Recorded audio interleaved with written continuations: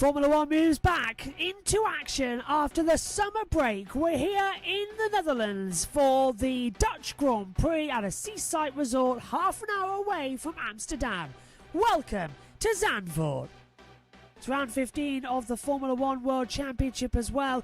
Next week we are in Monza, the home of the Tifosi for the Italian Grand Prix. September also takes us to Azerbaijan for the last European race of the season, and then the flyaway in Singapore begins. The Americas leg starts in October after another month's break, with the circuit the Americas hosting the United States for a week later in Mexico, and then a further week later in Brazil, leading us to November, which also hosts Las Vegas. December rounds out the season with Qatar and Abu Dhabi back to back. Max Verstappen leads the Drivers' Championship on 277 points, clear to Lando Norris on 199. Charles Leclerc is 10 clear to Oscar Piastri in 3rd and 4th, with Carlos Sainz 5th. Double Grand Prix winner this season, Lewis Hamilton, now on 150 after George Russell's disqualification in Belgium.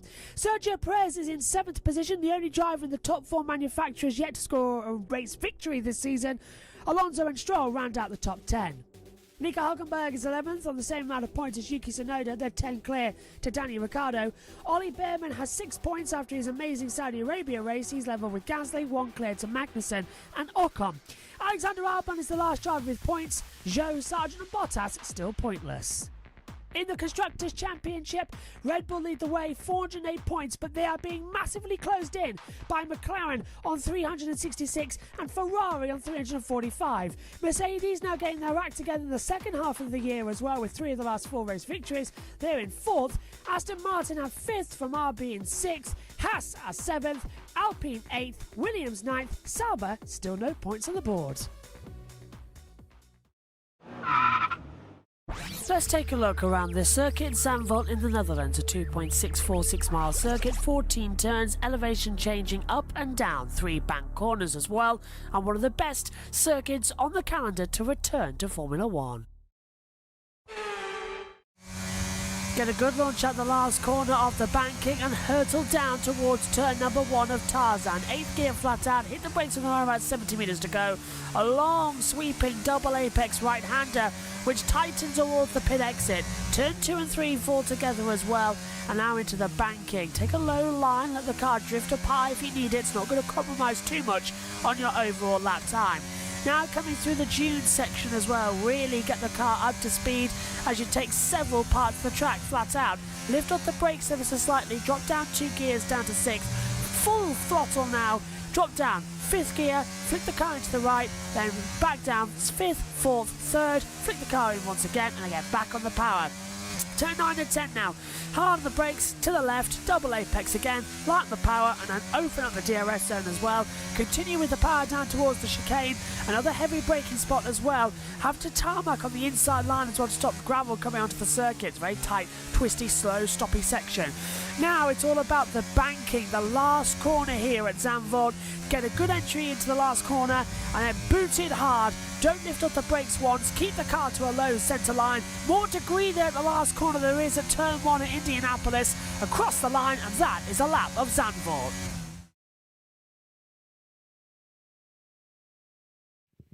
Zandvoort is absolutely electric. Everybody loves this race because we kick off after a nice summer break.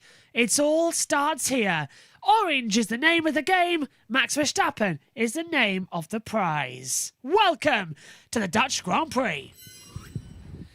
Well, orange is the name of the game, and it's always become fashionable to wear it here as well. Welcome back to Formula One in 2024. Max Verstappen is undefeated here. He's won here in 21, 22 and 23. But for the first time, somebody else starts on pole position. Lando Norris has numero uno down to turn 1. So is the Dutch maestro going to be eliminated for a man born in the Dutch Grand Prix? Let's take a look. Let's head over to our commentary team at Sky F1, Natalie Pinkham. Mastered the art of driving this circuit for the past 3 years. A tougher challenge today, though. His beloved fans are willing him on to make it 4 wins in a row here at Zandvoort. Over the last few years, there's been a common theme here in Zandvoort. He wins the Dutch Grand Prix. It's another perfect afternoon for the defending world champion. Due to his own high standard, Max has given rise to a feeling of expectancy amongst this ardent racing nation. Wow. Take in every moment of this in-lap. I'm sure they're going to serenade you all the way around. Unbelievable, guys. Without a win in the last 4 races, the brakes have likely been pressed on his steadfast pursuit of a 4th world title. Almost contact. Verstappen almost driven off the road. Closing under braking and hits Lewis Hamilton. It's quite impressive when we let us have a good undercut. More pressing this week, though, these fans expect glory and will do everything they can to help their number 1 man achieve it. In one word, honest. Incredible. Genius. Fast. I think it's not going to be an easy one because McLaren is very close. So it's not that he's going to win easy, I think. He's fast, he's honest, he says what he thinks, I must say. And he's just the best ever, I think. Not because he's Dutch, just because he is Max. He doesn't need my motivation. He has his own motivation. He knows what he must do, and yeah, he knows it's racing and anything can happen. I'm proud of the Netherlands, proud of Zandvoort, proud of the circuit, proud of Max. I think it's going to be a tough one. I don't know if he became number 1 this time, but we do hope so. But Lando Norris, Piastri, they're quite fast. I think a lot of Dutch fans like it, that there's a bit of fight on track. Verstappen down the inside on Charles Leclerc, who's forced off the track. We hope he will win, but we never know. And he will do his best, that's for sure. I've seen my first Grand Prix here in 1969, then I was 5 years old. I've seen all the races. For the Dutch fans and for people from Zandvoort, he's something special. I think he's going to win the World Championship again, yeah. This week, a 4th win in Zandvoort would be nice. It's the 4th time in a row then, so that's an all-time high score for Zandvoort. It's hard not to get swept up in this wave of enthusiasm. With the Orange Army behind him, is a Max Verstappen win inevitable? In Dutch we say, gaan Max. Yeah, go Max. Go Max. Come on Max! Go Max! Put the pedal to the metal. Pedal to the metal series is. Let's hear from Max now. Home. This is your race day at home. How are you feeling here in front of this incredible stadium section? Yeah, it's fantastic, of course, you know, to see this, and every time that you're passing by here as well during the race, all the practice that we did, it's yeah, incredible. It brings a big smile on my face. Well, he certainly has. Absolutely, and Max Verstappen will be hoping that those smiles are going to be in turn today. Welcome up to the commentary box then as well. All of our systems seems to be absolutely all over the place today as well. That's not great. Someone's interfered with them overnight with everything changing, so that's a great start. Good afternoon, everybody. Welcome to the Dutch Grand Prix. We're back in action here at Zandvoort for the 2024 Dutch Grand Prix. Jess Ball alongside me for the pre-show as well, and for the some of the race, I'll be swapping in with Omi as well. Megan's on her way shortly. I tell you what, Jess, we've had an exciting day so far. 2 great races in F1 Academy, a great race as well in the Porsches, and now the business end, Formula 1 here. It's a reverse of last year. It's Max Verstappen second, Lando Norris on pole, and to be fair, anything can happen. How are you doing? Yeah, I'm doing great, and the thing that I like about this Dutch Grand Prix is we don't know who's going to win, and we even came out of qualifying not knowing who's going to win, because Norris starting on pole may not necessarily mean he will take the victory, but we've seen in F1 Academy, we've seen in Porsche, whoever's took pole went on to win the race. So as long as Norris gets a good start, he should be okay. But don't underestimate Max Verstappen. Don't underestimate Piastri and Russell that will be chasing down Norris and Verstappen into turn 1. Weather's been a factor here all weekend long. It was windy, it's been rainy, it's been thunderstorm. Right now we've got blue skies expected for the Grand Prix, but the wind is still up as well.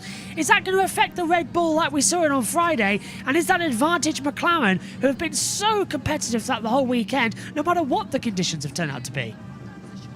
The wind has been very, very blowy across the whole weekend, especially today in the morning as well. We've seen quite a few lockups in F1 Academy and the Porsche as well. So I think it'll be down to the teams to get their setups right early on in the weekend so they're able to handle these conditions. And that's what the McLarens were able to do. But we know with Verstappen, he always performs here when the home crowd do cheer him on. We saw that with Lewis Hamilton at the British Grand Prix. Usually the home crowd gives him an extra few tenths of a second, let's just say. But there are certain teams that are struggling with lockups today, including the Haas team, in particular with the asymmetric braking being removed from all cars as of Zandvoort. So we'll see what they can do, of course. I believe Logan Sargent is taking part in the race. And there are rumours that he may not take part after the Dutch Grand Prix due to the crash he had at FP3. Yes, they're rumoured to have subsidised him already going into the weekend, which is never, ever a million times great news as well. Just giving you some updates that happened after qualifying then as well. First of all, Alexander Albon has been disqualified from qualifying after his floor was deemed to be illegal by the stewards after a technical inspection by Joe Bauer. So he's now having to start this race from 19th. Logan Sargent is going to start this race 18th as well. He's been permitted to start, but Kevin Magnussen has been required to start for the pit lane as the car has been modified whilst under parc fermé conditions. An additional power unit element has been used, according to stewards document number 47 suggests. It looks like already bad weekend for the Hasses, from going from bad to worse. Their lockups have been key in wet conditions. They can't switch on those intermediate tyres, and it's causing the problems down towards the first corners. We've seen them both go off. Are they a factor maybe of asymmetric braking? Yeah, I think so as well. I know certain teams, including Red Bull, are like, no, we don't have them on the cars, but there's certain teams that keep locking up all the time, and potentially that could be the case. You never know, which will be a bit of a shame because we know with Nico Hulkenberg, he's been performing so brilliantly this season. Of course, he's been going to Audi next year as well, and Sauber not doing particularly well this year. Will he live to regret it? We'll have to wait and see. But the pit lane open will be coming up shortly as well, which will be very, very exciting. Nice and sunny day as well. And Lewis Hamilton as well getting that penalty. Lewis just doesn't get on well around here. He didn't qualify well last year, and he did qualify well this year. Plus, he got a free place for a penalty for blocking Sergio Perez in qualifying. Yeah, Lewis Hamilton, of course, suffered a power failure here back in practice in 2021 when he first came to this circuit. His best finish here and best qualifying still remains second place. He's never won here, a circuit on the F1 calendar that he hasn't won at, which is quite rare for Lewis, actually, because he's mammoth stats as well. But yeah, Lewis Hamilton getting a 3-place grid penalty for impeding another driver, that driver being Sergio Perez, on the run down into turn 9 yesterday in qualifying 1. Hamilton was offline, but when he came to the exit of turn 9, he had rejoined the racing line because it sort of turns in on a right-hand bend. Perez, however, though, who said he got blocked, had backed out of the lap. I read it as a no further action. The stewards didn't like it, gave the reasoning that Hamilton was back on course and did block Perez, but nobody can understand why. It seems to be a penalty that doesn't make sense again, Jess, and the stewards again being inconsistent. I was looking back at it, and I thought that Lewis Hamilton moved quite nicely out of the way. It was just he got a bit compromised as well. I think it should be an FA as well. He tried his best to move out of the way, but couldn't. But obviously the steward's being very harsh about these things, so that it could be a dunk as well. But yeah, in my opinion, it should have been an NFA. But sometimes the stewards are consistent, sometimes they are not. But it might have just been due to the nature of the corner. But you never know. Hopefully some people will agree with me. Lewis should have not got a penalty. Oh, I agree with you 110% as well, that he should not have got a penalty coming into it as well. Further to this as well, Verstappen starting from P2. This is the only time he started not inside that position on the grid, remember? So that's going to be quite interesting. He's got the inside run down to turn 1 there, Jess. Is it good for him? Can he, with that inside line to Tarzan, is it better for him to pull up alongside? Or is Norris going to be able to swing across? It's not a long start-finish straight, all run down to T1. We've seen in the other feeder series races that the inside line may not be the best, because we saw in race 2, Abby did not get the best start and the ones on the outside line were able to get the people on the inside line into turn 1. So Verstappen's got to be careful for that. He can't be too cautious into turn 1. It's a really hard place to overtake, but we haven't seen what it's like in the F1 cars in complete dry, because it's been the last time it was completely dry was 2022, and it was a bit a quiet affair from there. So Verstappen, he just got big on his feet. Think ahead on what Norris might do, and then we'll see if he gets the lead into turn 1. Lando Norris has started on pole position 3 times in his F1 career and twice in the sprints, but in all those occasions has yet to lead after the opening lap of the Grand Prix. So let's see if he can get that stat sorted today as well. Also, coming into it, that could be a little bit of a nice factor. 1, Max Verstappen has not won since the Spanish Grand Prix back in June. It's one of his longest non-winning streaks since he became world champion. And also, to add to the fact, today is his 200th Grand Prix. He could join the likes of Schumacher, Hamilton and Jenson Button, all to win their 200th Grand Prix start. Do you think he's got it on his books? I think that if there's a track where Verstappen could win, I think it could be this one. And what a race to do it if it's his 200 Grand Prix. And I know the Dutch fans will be absolutely cheering. But Austria, he could have won, but he had a tangle with Lando Norris. He could have won in quite a few other circuits as well. So Belgium, I think he could have won without that penalty. So even though he hasn't won in so many races, there are plenty of circuits where he could have done. But we're just about to go green in the pit lane, Josh. Yeah, the wind is picking up here. The flags are blustering. We're 10 seconds away from the beach here in Zandvoort. We're 10 seconds away from the green light going on. Let's head down to Ted. Where it's a little less blustery up here, but we're full of hot air anyway and enthusiasm for this one. The green light is on at the end of the pit lane. The cars filing out onto the track for their laps to the grid.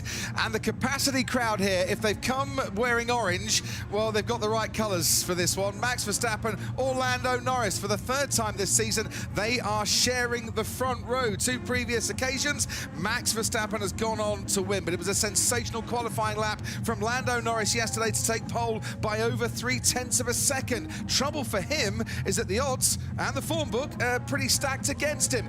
There's Max Verstappen on the track. 5th time he started, well, the last 5 times he started from 2nd place, he's gone on to win the race, including his last win in Spain. He hasn't won for the last 4 races. First time he's done that since 2020. Alex Albon is taking part in this race despite his floor being declared illegal yesterday. I'm told it was about 3 millimeters over the tolerance level set by the FIA. Technical rules are technical rules. He started the race, but he was disqualified from qualifying. Let's go back to the sharp end of the grid, shall we? The crowd giving Max Verstappen that standing ovation.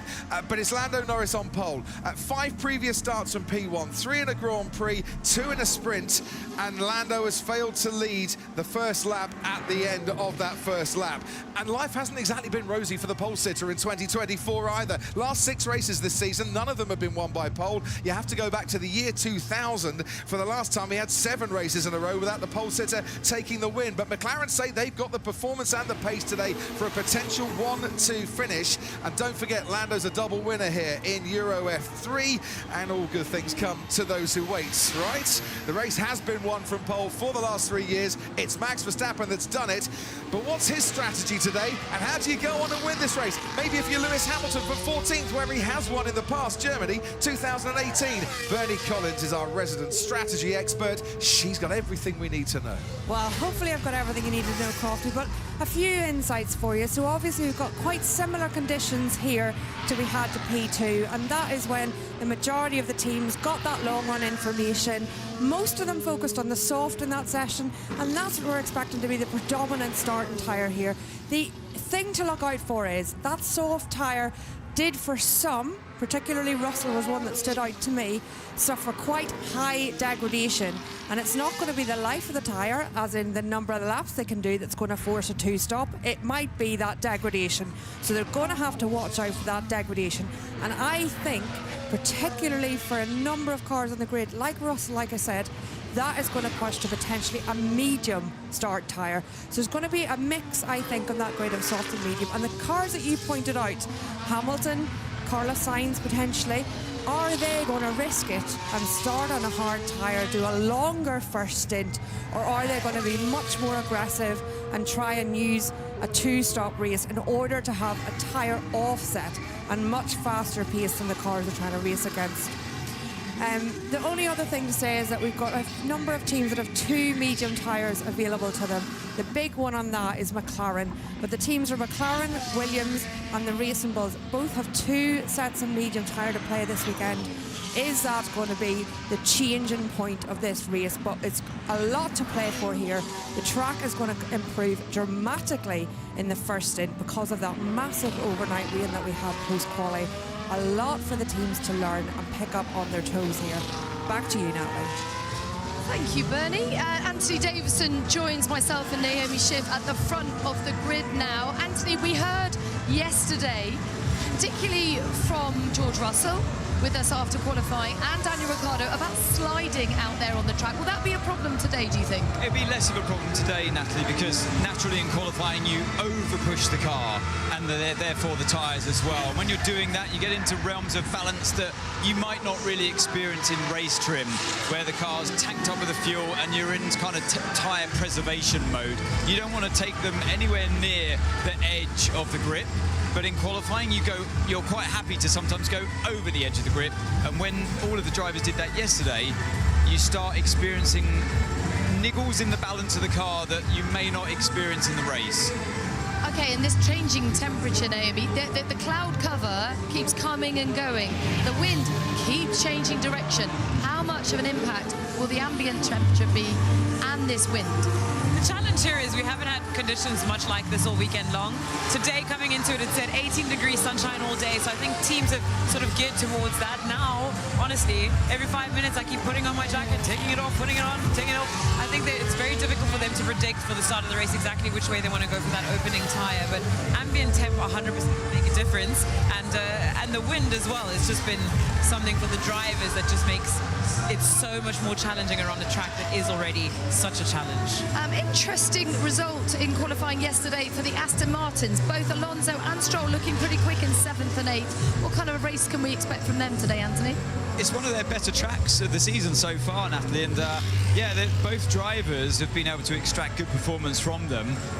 Both long run in FP2 and also in the short performance runs in qualifying as well. So it seems to be quite a driver-friendly car, and it's exactly what you need in these changeable conditions. And by that I mean not weather. The track today, like Bernie alluded to, will be changing the whole way through this race. The dust will be clearing, the rubber will be going down, and therefore you need a car that's good in all those different dynamics. So, are we banking on a good race? Well, this unique track may well just offer it up. Here's Ant to tell you all about these steep corners. On this week's F1 Explained, we're going to be focusing on banking.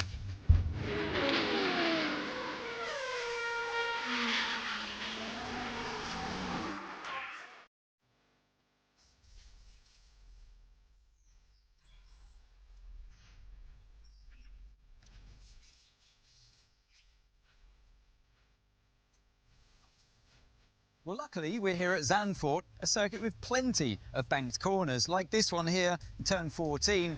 It's up to 19 degrees of banking, makes it even hard to stand up straight here as I want to fall to the inside of the corner. But this isn't the only circuit that we have banked corners.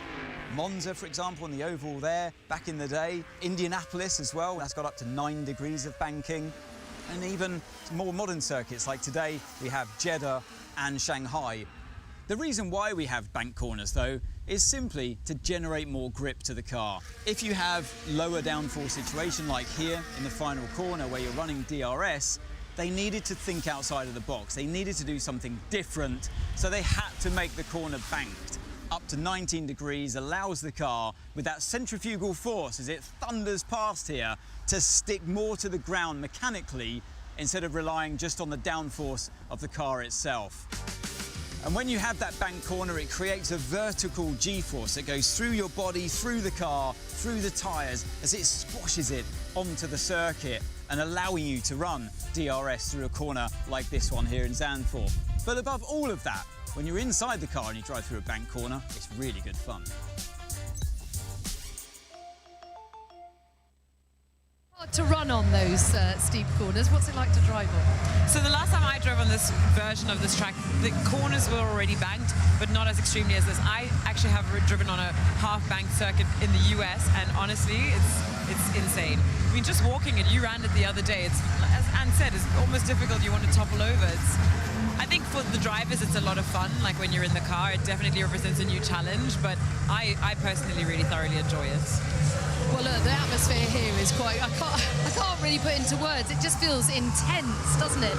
Scanning your eyes across the crowd, I'm struggling to find a shirt that isn't Red Bull. Some of the support, presumably, is going to Sergio as well? Not all Max, or? I think the problem is that the papaya orange and the Max Verstappen orange all blending together, but I'm pretty sure it is 99.9% Max Verstappen. It is, absolutely, and rightly so, and I'm sure he's buoyed by it. But let's have a quick word on his teammate, because that was a stronger performance in qualifying from Sergio yesterday, up in P5. What do you put that down to? Well, look, he's obviously had the summer break to reflect on a few things. It sounds like they've been putting a lot of work in. It's even been rumored that he's been having a little bit of driver coaching, you know, at Silverstone last week, we heard. So who knows if that's really playing into it, but it was a better performance. Yes, he is up there, but that could also be embellished because of the fact that the Ferraris are not up there, because if you look at the times around a track like this, he is still 4/10 behind his teammates. So it's not quite what it needs to be, but personally I really enjoyed his body language yesterday. It felt like a more refreshed version of Checo. I mean, he's been under a lot of pressure, whether that's from the team doubting whether he's going to be back after the summer break, whether that's from the media, whatever angle that's coming from, he's under a lot of pressure, and it seems like he's just feels fresher after the break. Yeah, he's pressed the reset button, hasn't he? Is that common practice, Anthony, to do driver coaching? It can be, yeah. It's a rare sport in that regard that we don't have driver coaches. We have, I think your engineer is the closest thing really that a driver gets to experiencing that of another athlete in any given sport, where they do have coaches, full-time coaches, to help their game. So it's a bit of a rare sport in that regard. But Checo, I think, yes, he's bounced back after the summer break. Let's see what he can do in the race today, because he was very strong in qualifying, of course, in Spa as well. Started at the front there, and then slowly went back during the whole race, and it was a little bit disappointing for him. He won't want that to happen again today. Yeah, he needs a strong race, and I'm sure he will get it with that refreshed, reinvigorated mindset. Okay, someone else who needs a boost at the moment is Logan Sargent. A very tough weekend from him. Big crash in practice. Let's hear from him now. Thank you guys for the rebuild. I know how much work it was. I appreciate the efforts. So let's go. Yeah, let's go. We all be on your way. Let's have a good day today. So thanking the team for the rebuild. I mean, that was no mean feat, wasn't it? Getting him back out there on the grid. That was a big, horrible crash. We're delighted that he's okay, and hopefully he can do something today to sort of make amends for it. It was a big crash. It was an unfortunate crash also. I mean, obviously the conditions out there were really tricky. Damp conditions, wet conditions, lots of wind. But he was just so unfortunate about where he came off of that curb on the exit of turn 3. Hit the barrier just where there was the opening. So I wonder how much more damage that would have caused. But yeah, for the team, it's a really disappointing thing to do, because as we talked about, you know, we're in a cost cap era where every single cent goes into development, brings that team forward, that they're having to spend a lot on repair, damage repair, essentially. So it's unfortunate, and I think he's doing the right thing there by thanking his team, because firstly, they put in loads of hours to get the car back to where it needs to be. But also, yeah, it's a big mistake from his side that it's going to really cost the team. Well, salt in the Williams wound is that Alex Albon was disqualified from qualifying yesterday. That's because of an illegal flaw. I mean, that is just crushing for him. He had such a good day yesterday. He's been looking pretty decent around here, hasn't he? Yeah, I mean, bad luck for him as a driver. It's nothing that he had to do with any of that, but it's not bad luck from the team's point of view, in my opinion. You know, the brand new kit comes to the car. it was performing really well, and as we know, the floors on these cars, they run very close to the ground, so therefore it's quite a dominant part of the car when it comes to the performance, the downforce it can bring. But it was over-regulation, oversize, and in some ways, you know, it's inexcusable. It didn't pass the FIA's strict tests, and I think there'll be questions being asked there at Williams how next time you can bring upgrades to the car that are definitely going to pass the FIA's tests. Yeah, absolutely. Naomi, quick word on Pierre Gasly. Decent day for him yesterday. He'll be starting P9. Stark contrast, you'd have to say, to his teammate Esteban Ocon down in P15. He was lamenting this car. He said it was a very difficult day and very different from his performance in Spa, which was great. He couldn't really understand the swing. So what do you make of Alpine's chances? I think, first of all, this is an old-school type circuit. I mean, if you look at it, it's quite narrow. There's grass on the outside of corners. There's gravel in other areas. It's a track that does require more confidence from the drivers, and we know that Pierre always goes well around here, so there could just be a little bit of extra confidence from him around this track that got him through to Q2 and then got that performance. And even, you know, to squeeze through now into the top 10 is a fantastic result for him. So I think he's just going to make the most of it and hopefully score another points finish for Alpine this weekend. Yeah, I mean, he had a great result here last year. So what are the chances of him emulating that again? Right, it's time to head over to Martin Brundle on his grid walk. Hello everybody, yes, welcome to the grid. It's a very narrow grid actually. Watching the teams push the cars down, they're having to move them around quite a lot. The safety car came through to park at the beginning at the front of the grid, and that had to get quite a wiggle on as well. Just to remind you, it's quite hemmed in, especially with the pit wall here. A little bit of grass to breathe on the other side, but you don't want to be on that. Lewis Hamilton just parked there. It would have really dawned on him how far down the grid he is in 14th after a difficult qualifying. Then the 3-place grid drop for impeding Sergio Perez, and then he got one back, of course, with Alex Albon having to start right at the back. So it does seem, look at the lights down there, Lee. Look how far away the start looks from Lewis Hamilton's cockpit, and he's even behind the repeater lights up here on the left-hand side. The repeater start lights up there on the left in front of the grandstand. So he's got a lot of work to do, and he got straight out of the car, got on a little scooter by the wall there, and basically just left the grid completely, instantly. And let's have a quick chat. Logan, the car feeling okay? Car feels good? Yeah, all good. Obviously a big turnaround overnight, but seems like everything's back together okay. Just a couple turns of flap and we'll be good. All right, good stuff. A little bit of front wing he's talking about there, turns of flap. So yeah, look at the Sauber army there lined up behind Lewis Hamilton's car. So we'll wander towards the front, but that's the perspective that there's going on back here, and it's not too long before he's got Daniel Ricciardo to his left, has Lewis Hamilton, and it's not too long before we get to Carlos Sainz. Hi, Mark. And we'll keep wandering down. There was somebody else in there I saw I wanted to have a quick chat with, but he's disappeared. So we'll move. And Pat, what did you have to do to get Alex Albon's car legal? Did you have to change any bits or just shave a bit off? No, I mean, it was just some minor adjustments, so all very, very simple. Literally just adjustments. So painful. Yeah, I mean, it's a real shame, really. You know what we got. I mean, the car was definitely too wide, but that's the way it is, you know. And it's such a small amount that, you know, it's not a performance thing. So it's just frustrating. We need to do a better job. Yeah, but you can't have any movement on the regulations, really, can you? Are you able to put more of a race setup on, or does it not make any difference? It's the same, exactly the same, so we haven't changed anything. All right, thanks for telling us, for links in that. Pat Prix of the Williams team, of course. And so here we've got Carlos Sainz on the inside of the racetrack. Now it's just 164 metres from pole position down to the first break. One of the shortest of the year, actually, in terms of the run down to the first corner. And we'll keep heading towards the sharp end of the grid as we wade through the Aston Martins. The Aston Martins here are... let's have a quick word. They've had a better weekend.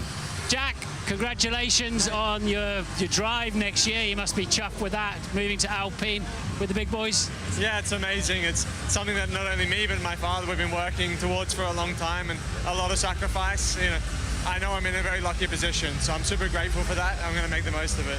Yeah, your dad's one of the most competitive people I've ever met in my life, Mick Doohan, obviously 5 times MotoGP champion. And does he push you along? No, definitely, ever since I've been a little boy. So he's been making sure that I'm very grounded and always pushing in every way possible. So I think we're both very relieved and very happy. And you know, I'm so grateful for him and everything that he gave me to be able to get here. All the blood, sweat, tears and everything worth it? Sorry? All the blood, sweat and tears were worth it? Oh, and more. No, I'm so grateful. Thank you. Well done and good luck. Okie dokie. His Royal Highness Crown Prince Salman of Bahrain. So how are you? Lovely to see you. Yeah, and you. Wonderful. It's wonderful to be here under this lovely sunshine. We're excited with what's potentially happening with the team. McLaren, of course, you're heavily involved with the McLaren team, and, well, you're flying at the moment. Thank you. And, you know, fingers crossed, there's a lot of things that happen between now and the finish line. Yeah, Max Verstappen's a street fighter, though. He'll be there all day long. Absolutely. It's his home race. He wants to win it, and he's not going to make it easy for us. So, yeah, fingers crossed we're going to have a great race. And in the team, confident or a little bit nervous? Quietly confident, but feet on the ground. Wonderful. Wonderful to see you again. Good to see you. Right, where are we? Lawrence Stroll. Let's have the boss of... Lawrence, you're going better this weekend. Your cars are going much better this weekend, it seems. Yeah, we seem to have a good qualifying. Let's hope we could do the same in the race. Yeah? What's your thoughts in the race? Some points or some... you think you can get amongst them? I think we're in about the position we deserve to be. Obviously, there's a couple quicker cars out of position behind us. But yeah, to finish as strong as we can up in the points. When does Adrian Newey start with you? I did not say Adrian Newey was starting with me. No, you didn't. I didn't. It was cheeky. All right, see you later. Right, where are we? Well, we're at the second Ferrari. Look at that glorious car sitting there. I could just actually stand and look at that all day. Forgive me for taking a few seconds out to just look at the detail. Look at all the little cutaways, all the flick-ups, all the... you know that every single piece of that is crafted, and there might have been another 5 pieces like it that never quite made it onto the car. It is, look at it, they're long, they're very big cars, and you can see why they struggle in the crosswinds. I mean, this is effectively a sail, isn't it? So if you're going through a corner at 140 miles an hour, 220 kilometers per hour, and you get a big crosswind, we've got to get out of the way, Helly, you've got a big crosswind, you can see how much plan area there is there that is going to be affected, especially as you're relying on the air to press the car into the ground as well. So we're going to hear a bit about that in the race, where drivers are saying, what happened there? And their engineer is going to say to them, yeah, you had a gust of wind in that corner. So here we go then. Sergio Perez's Red Bull sitting there. He's had a better weekend, and I think with 2 sets of tyres in qualifying, he might even have been a little bit higher. So let's have a quick chat. Quick chat with Susie. Susie, Formula Academy went well this weekend. Yeah, we unfortunately had to postpone our race yesterday because of the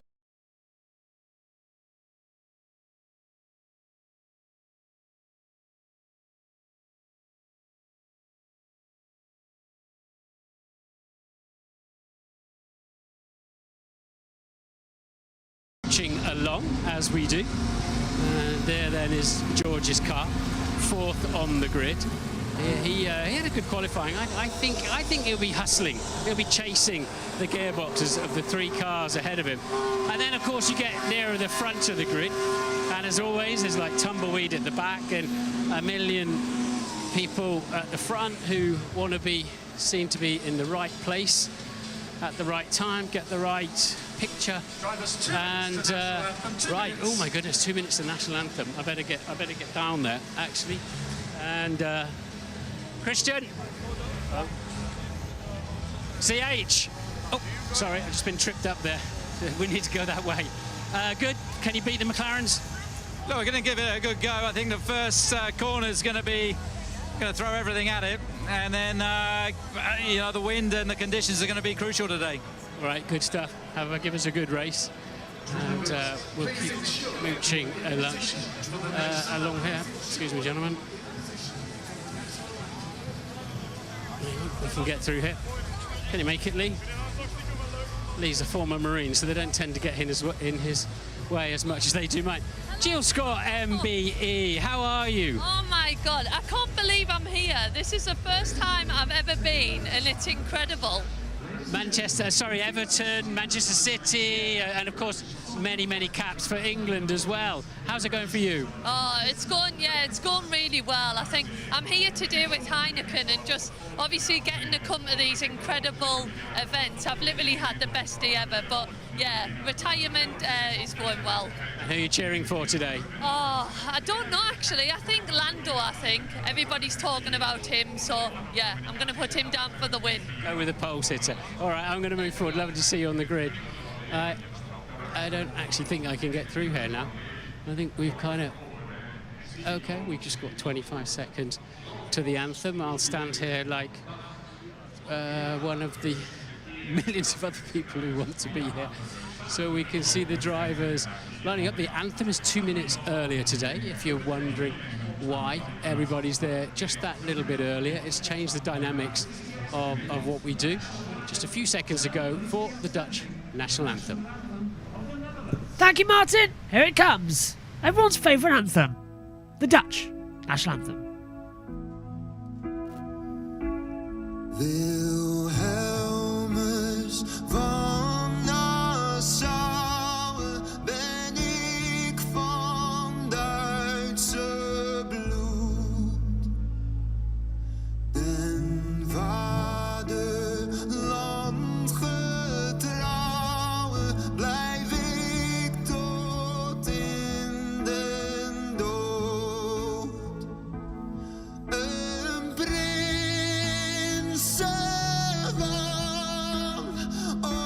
oranje ben ik vrij onverwit.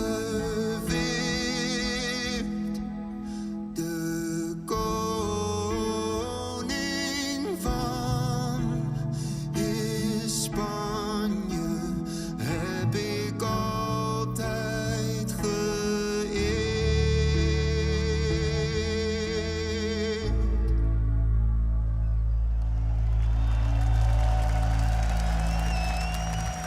Well, that anthem dates back to 1572, making it the oldest national anthem in use today.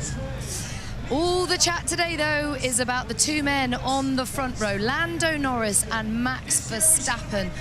So, Anthony Davidson, what does Max have to do to take that win, to the delight of his home fans, a fourth consecutive win here at Zandvoort? And what does Lando have to do to make sure he spoils the party? Well, I mean, it's rare to be talking about what does Max have to do to win this race today. I think, in keeping with his character, he's got to be aggressive into turn one. What does Lando have to do? He's got to stop Max coming by into turn one. It's very hard to overtake around this track, and there's going to be a big fight, therefore, into that first corner. OK, well, let's hear from the world champion. Max Verstappen is with Rachel.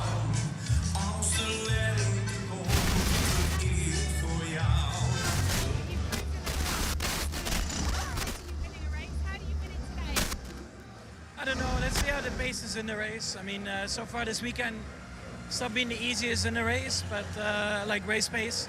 But I don't know. I mean, it will be hard to beat them on pure pace, but you never know. And how important is the start here? Is it any more important than others? It can be important, but at the end, I would prefer just to have a good pace, you know. Thank you. How much support do you think he can get from his teammate Sergio Perez? Because he is that bit higher up the grid. He'll be starting from 5th. Can we see a bit of teamwork today for both the Red Bulls and the McLarens? It's going to be tricky because obviously Sergio's got to get past two cars to get any support to Max. I mean, he's got George Russell just in front of him, Oscar Piastri, who's looking really quick as well. I think what I want to see here today is McLaren being robust. They cannot keep going on the defense, right? They've got a great opportunity here to really put pressure on Red Bull as a team in the Constructors' title. It's a tricky circuit, as we said. Traffic can be an issue. The pit lane is tight and narrow. Traffic issues on track as well. So they're going to have to be on top of everything to make sure they can get ahead of the Red Bulls, and the Red Bulls are going to have to be on top of it equally. By their own admission, Anthony, McLaren have said, you know, sometimes they haven't made the right decisions, decisive strategy, and Lando has made the odd mistake. If they iron those out today, is the win theirs? Absolutely, yeah, 100%. This can be Lando Norris's best chance of just getting a great start from the front, leading every lap of this race today and walking off into the distance to have a well-earned race victory on merit, not a race handed to him in many ways like it was in Miami. He can do this today easy if he just keeps his focus and if the team perform at their best of their ability. Because as you say, it will be only his second career win if he can convert that pole position to a victory. Let's hear from the pole sitter now. Lando, how are you feeling and what's the plan? I'm feeling good. Yeah, relaxed. I think we have a good plan. I don't need to reveal all my plans, but just get my head down and crack on. Simple as that. Go get him. Thank you. He seems more confident than he has really for the last, well, I mean, maybe a couple of races. He knows those mistakes he's made have irritated him, haven't they? He really wants to iron those out. Not least that start in Hungary. Yeah, I mean, look, his attitude has been great since yesterday. I mean, he was very complimentary of himself yesterday, which he absolutely deserves to be because that lap was really sensational. But he isn't very often like that. We know that he's had some struggles coming off the line, so that might be playing into his mind a little bit. But he's got to stay positive, and he's got to just have this energy for him to stay in front of Max today. How do you break that sort of self-fulfilling prophecy when you know that you're bad at the start, so you then do make mistakes? How do you break that? I mean, just a lot of practice and being confident in the process. That's what this engineering-based sport is all about. And the more practice you have, the more focused you can be. And you try your best not to let emotion come into it. You just have to stick to the processes and trust the practice that your whole team has put in place for this very moment. And can anyone sort of coach you into that? What will Joseph, for example, be saying to him? Andrea Stella, Zach Brown? Or does it all come down to Lando in that moment? By the sounds of things, when we spoke to Zach yesterday, his impression was we're not going to make a big deal out of this. The more you address it, the more it might become a mental block. So I think they're letting him do his thing. They trust him to be able to correct whatever wrongs he's had in the past. I mean, he's an incredible driver. He wouldn't be here if he wasn't. So those mistakes can happen, but it doesn't necessarily mean it will happen every time. A great bit of encouragement then from Zach Brown and the rest of the team. Atmosphere here is quite electric. Max Verstappen will certainly be lifted by that. How does he channel that, Anthony? Well, Max knows he's got the equipment to really threaten for victory today. And Red Bull have just got to do what Red Bull always do. They're going to be there the whole race today. Well, it promises to be an absolutely enthralling start. On the way next, it's the Dutch Grand Prix. Thank you very much, Natalie. We're all building up to this one as well. Jess Ball still alongside me in the commentary box. Jess, who have you got as your pick-a-winner coming into today's race as well? You're on mute, by the way. So this is going to be a really close race and a really entertaining battle. 3 options for one stop, only 1 for a 2. So who's your pick-a-winner? I said my prediction yesterday, and I'm going to stick with that prediction, and I hope it's come true today. The colour that I'm wearing, Josh, is a bit of a giveaway. I'm rooting for Lando Norris. I have gone darker orange for you today, obviously, because if you don't wear orange at the Dutch Grand Prix, you're likely to be mugged.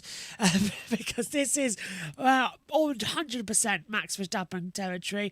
I think it's going to be Max who will get the win in the race as well today. I'm sorry. I know it's a boring answer, but I think Max... Safe answer. Yeah, because he hasn't won in 4 races. And if anyone's going to win here today, it's going to be Max Verstappen. If Lando does it, I'll be amazed. But anything is possible in Formula 1 in 2024. We started the year thinking that it was all done and dusted and it was going to be Red Bull every weekend. 14 races, 7 different winners. It's amazing. And yeah, 7 of those admittedly have been Max Verstappen as well in the other half. But that's still impressive that the mighty Red Bulls that took 22 out of the 23 races last year, they've been beaten 7 times this year by 3 other teams. It's amazing. It's already been a very great season so far, probably better in the last few seasons because lots of other teams have been challenging. The only outlier is Sergio Perez, who has not taken a win here in this season. So if anyone can, anyone who's got to win this year, it's got to be Perez, because all the other teams that have won, they've had their teammate won as well. We had George that won as well as Lewis. We had both the Ferraris won, and now we've had both of the McLarens won. So Perez has got to do something. I don't think he's going to do it here, but Perez has got to win this year. He's got to. Good win coming at the future Grand Prix. He's won in Azerbaijan, where he won a sprint and a Grand Prix. He's won as well in Singapore many years ago. So we're going to circuits where he can become numero uno. But here today, it is a fight between Max Verstappen, who's won here all the years running, and Lando Norris, who wants to return to the fight. Winning in Miami, can he get his championship on charge? 10% chance of rain for the Dutch Grand Prix. Over on Sky Sports Premier League, Bournemouth are about to kick off against Newcastle, but here in Zandvoort, it's Lando Norris on pole, but can Max Verstappen delight his home fans with a fourth consecutive win here at the Dutch Grand Prix?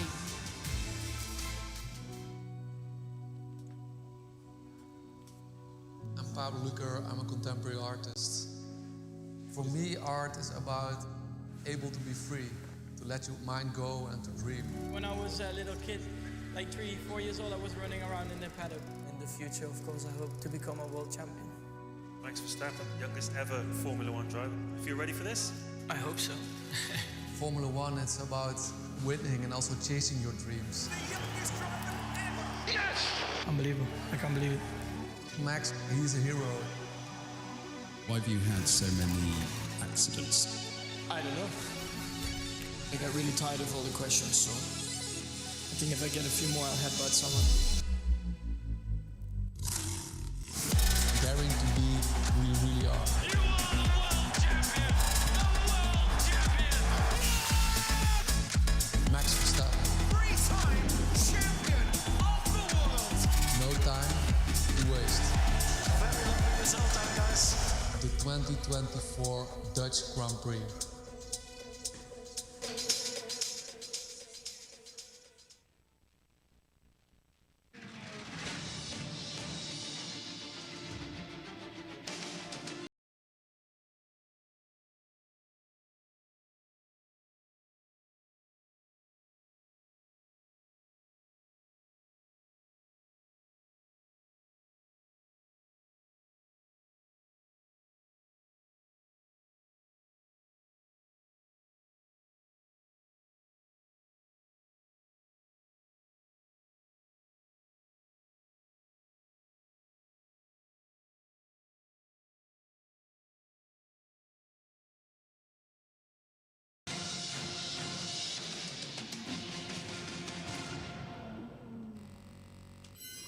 Despair no more, Formula One fans. We're back. After the summer break, Formula One regenerates itself for 10 more races and 3 more sprint races. Welcome to the seaside resort of Zandvoort, located half an hour away from Amsterdam. A popular UK destination for tourists is Zandvoort as well. You can see why. A beautiful racetrack with mixed conditions. The sand dunes once again providing dunes, deserts, jewels. Welcome to the 4.259 kilometre Zandvoort circuit for 72 laps of the 2024 Heineken Dutch Grand Prix. Elevation changes at 8.6 metres, but 19 degrees of banking at turns 3 and 14. The drivers lining up on the grid today have the C1 hard, C2 medium and C3 soft compound tyre. Fingers crossed it's all going to go well. Who's going to have the best start? Well, 20 cars will line up as well to take it. 19 on the grid though, as we take a look at how they line up coming onto the grid. From back to front, Kevin Magnussen starting from the pit lane after changing a new internal combustion part. Alexander Albon was disqualified from qualifying for an irregular flaw. 18 18th on the grid for Logan Sargent as well after crashing. He sets no time. First time setter Zhou Guan Yu, 17th on the grid, but again, once again, the last qualifier. Valtteri Bottas lines up 16th alongside him is Esteban Ocon in 15th as well. Lewis Hamilton has a 3-place grid penalty for impeding Sergio Perez. He starts 14th. He's won there before at the German Grand Prix years ago. He's alongside Daniel Ricciardo. Nico Hülkenberg lines up 12th on the grid as well. Alongside him is Yuki Tsunoda in 11th. The top 10 though, Carlos Sainz promoted in but didn't get through. He starts in 10th. Pierre Gasly impressing in the Alpine in 9th. Lance Stroll getting up there in 8th position, proving he likes his circuit. He's alongside Fernando Alonso. Yesterday, 21 years since he won his first Grand Prix at Hungary in 2003. 6th on the grid for Charles Leclerc. Sergio Perez lines up 5th on the grid and one of his best qualifyings of the season as well in the second half. George Russell is 4th and alongside him Oscar Piastri in 3rd. Same front row as last year but roles reversed. Max Verstappen for the first time in the Dutch Grand Prix does not start on pole. Lando Norris, his 3rd career Formula 1 pole, 5th in total in counting the 2 sprints. We welcome you up to the commentary box then for the Dutch Grand Prix. Josh Birch, Megan Birch and Jess Ball down with us as well for selected parts of this race before she goes and dives off to cover the British Touring Car Championship.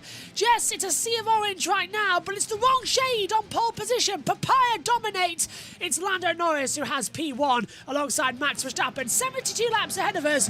What on earth's going to happen when we go racing in Zandvoort? It was a great lap time from Lando Norris, 4 or 5 tenths quicker than Max Verstappen. So it's going to be tough for Lando Norris to keep Max Verstappen at bay into the first corner.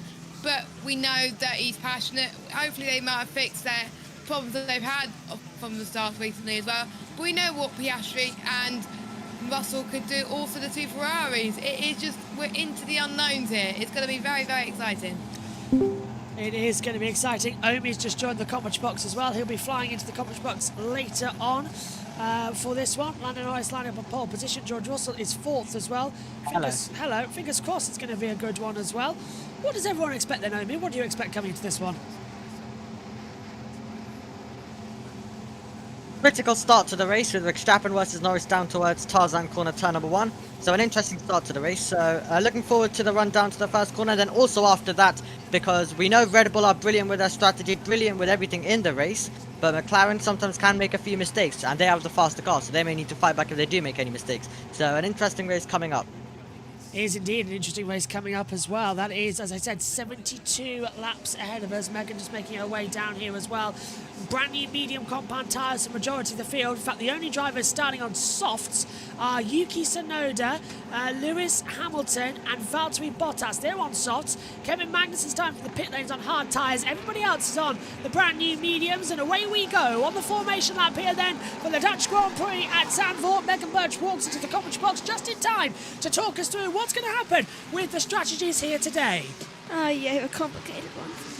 Right, all of that. 1 stop and then a 2 stop, so laps. Okay, 1 stop starting. Okay, 1 stop mediums 30 laps going on to hard to 42 laps, then 2 stops starting on softs 23 laps going on to mediums 27 laps and going on to softs 22 laps. We've got a more complicated one here as well to follow in the race strategy.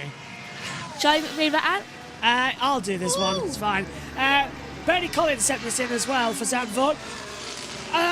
1 stop, you take the soft tyres until lap 24 or 30, then you put the hards on until the end of the race. Another 1 stop option, softs until lap 28 or 33, and then put mediums on for the end of the race. Another 1 stop, you start on the hard tyres. This is Kevin Magnussen's option. Take that to lap 43 or 48, and then put the softs on until the end of the race. They could just make it. A 2 stop option if there's a late safety car here, however. Starting on the softs until about lap 20. Lap 26, then going to mediums until lap 47 or 53, and then back to softs on lap 47 or 53 to lap 72. So that's how it's going to be. We're working with it as we go as well. But Jess, strategy here never really matters. Last year we thought it was going to be okay, then it started raining on the formation lap. Anything can happen here.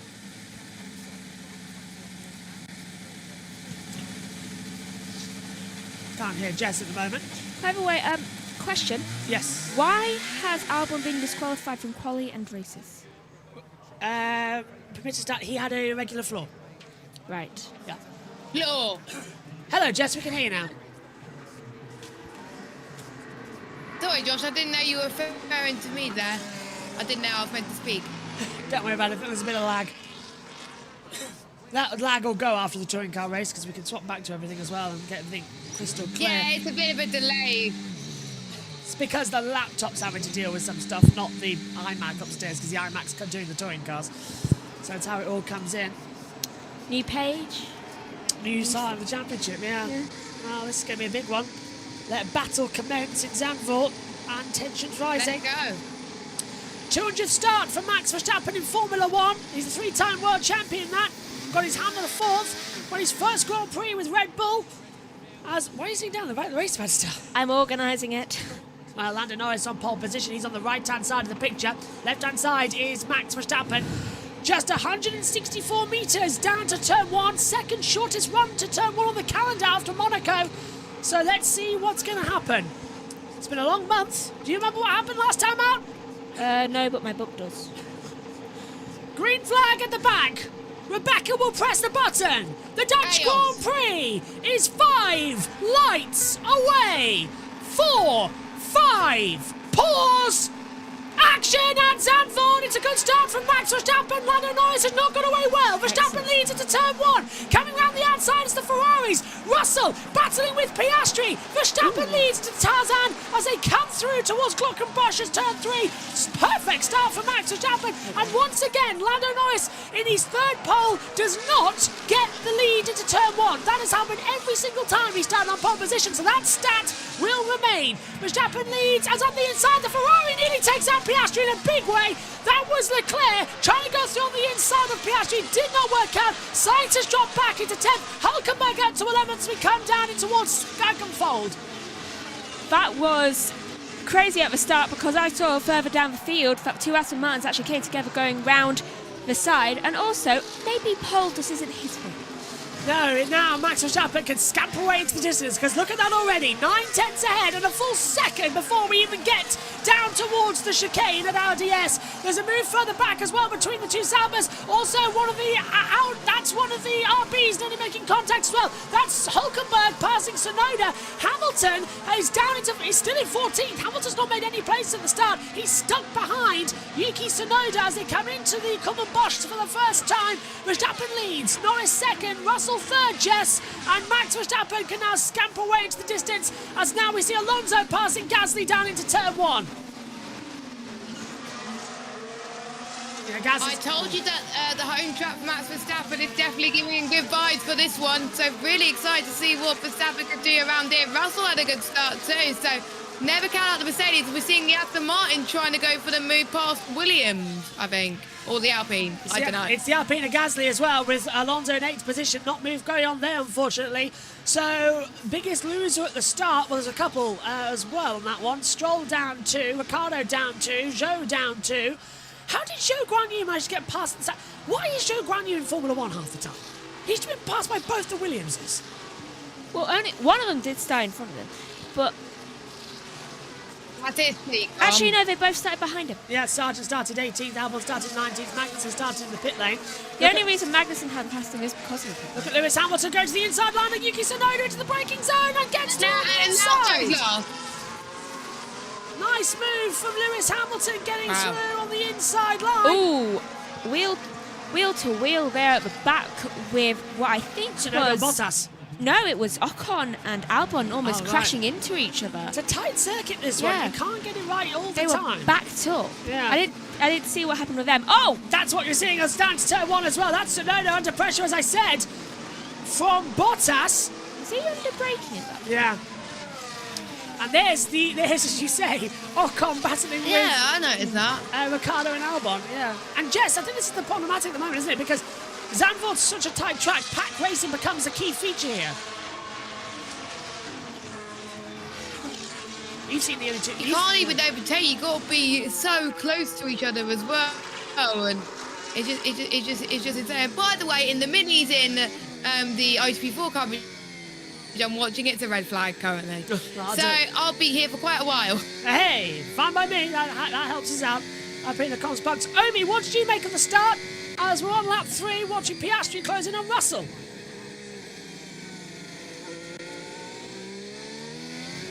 Yep, dramatic start to the race. Verstappen straight away sprinting into the lead, exactly what he wanted. Norris in second, 1.5 seconds behind. And then Russell, Piastri and Leclerc. Bit of a battle between Piastri and Leclerc on that opening lap as well. But they've all been able to get through as we now start to get in a bit of a rhythm in this one until we get to the pit stop phase. Yeah, that lap 24 is the early, well, lap 20 is actually the earliest pit stop as well if it's a two-stopper, but ideally they wanted to be able to make it a one-stop. Sergio Perez impressing me, actually. He's keeping up. He's lost a position to Leclerc at the start, but he is keeping up, and Piastri closing in on Russell as well, so it's not all done and dusted yet as they come through the June section. The sun has come out here at Zandvoort once again. It clouded over at the start. There was a 10% chance of rain. That's now dissipated as we take a look continually through this race. Brilliant start as well for Max Verstappen, 1.2 seconds ahead of Norris. And now Norris will have to try and get him in the pit stops or a chance of a safety car, to which we do have chances of safety cars coming. Yeah, there is massive chances of those happening because, let's face it, it's a very tight circuit and that's just imminent crashing. You saw safety cars this morning in F1, did you? Academy? No. Ah, but it's Porsche. We haven't seen them at all. Was it just Porsche, Jess? No, not F1 Academy, Porsche. Ah, okay, there we go, yeah. Jess has been covering the support series this weekend, I've realised. I've not been on at all. So that's, well, I've done the practice and qualies, but the races Jess has done. So, I've done more today than you. Yeah, you've done practice. You led practice 1, Josh. That's true, yeah. So, Megan, you and Jess have done 3. I've done 2. This is our third race of the day. Yeah, but well, my third race. Jess has got 1 more to do, and then 2 more. Jess will do the most out of anybody today. Yes. I'll be 1 behind after IndyCar later. I'm done after this. Yes. Lap 5 of 72 then, if you're listening to us on USON, welcome well, you've technically done NASCAR. Yes. That started at midnight, so technically I've done NASCAR today. That was at 12:30 a.m. So, if you're listening on USON, this is so how... we're even, let's go. Yeah. This is how the order is. There's a bit of lag that we've got to sort out after the session later on. It's because it's going to the map book, and the map book doesn't like it anymore.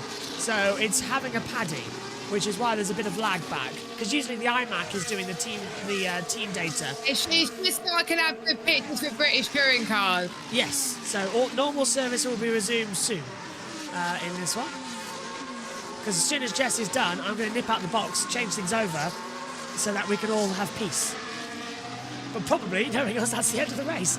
Okay, if you're listening to us... Yeah. If you're listening to us on USON, this is the running order as we start lap 6:72. Verstappen leads Norris, Russell, Piastri, Leclerc the top 5, Perez, Gasly, Alonso, Sainz and Stroll is the top 10. Hulkenberg is in 11th position. He's the last runner on medium compound tyres. Hamilton, Tsunoda and Bottas, the 3 runners on softs, run 12, 13 and 14. Then it's the mediums again of Ricciardo 15th, followed by Ocon, Albon, Sargent, Zhou, Magnussen hard to the back. Lights out, here's the start again with Megan. An amazing start of it from actually both of the Red Bulls. You can see Sergio Perez trying to go in between Russell and Piastri. Couldn't quite make it, and then with Leclerc, he almost had to avoid something. Then just behind Carlos Sainz, is that Yuki Tsunoda locked up? Yeah, Tsunoda locked up front and back as well, didn't he? And he was going against Hamilton at that point. This is bogged down. Norris bogged down at the start. Verstappen got a much better getaway. Oh, so again. Annoying. Yeah. Super annoying. This is on board with Gasly. Oh, perfect start from Pierre. He had a very good start. That's why it got so far up, I think. This was Alonso. It was like bumping. But this did actually cause the Aston Martins to collide just that little bit. Didn't actually cause that much of a concern, though. Yeah. Yeah, good spot, Megan. This is on board with Charles Leclerc then. And, oh, he almost took out Perez's front wing. Yeah. He did pass Perez at the start. He did jump ahead, so it worked well. Leclerc had a good start as well. Yeah. Leclerc was looking around everywhere, wasn't he, Jess, as well? Oh, hang on, this is another move. Why have we... This is Magnussen locking up and going into the gravel at Tarzan. I'm sorry, but why didn't we have a yellow for this? He's gone into the escape roads, and Magnussen has rejoined the back of... That was early on in the race, because he's still behind Zhou Guan Yu, according to the timing deltas. That was earlier in the Grand Prix. Why didn't we get a yellow for that? I'm not sure entirely. Verstappen. Watch that rear left sliding. No idea. Watch that rear left sliding, he said. Oh, yeah, it's not. Max is maybe leading, but he's not pulling away dramatically, is he? Degradation's probably getting to him.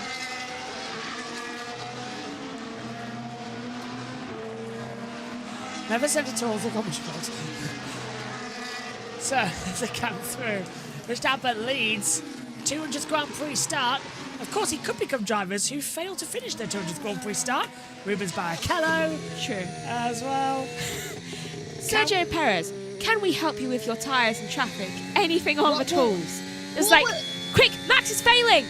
Sergio, do you need any help? Sainz passes Alonso for 8th position. Go on, Jess.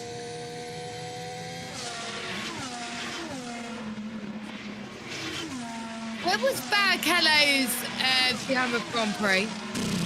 About 2005, 2006, somewhere around there. No, what track? Oh, I don't know.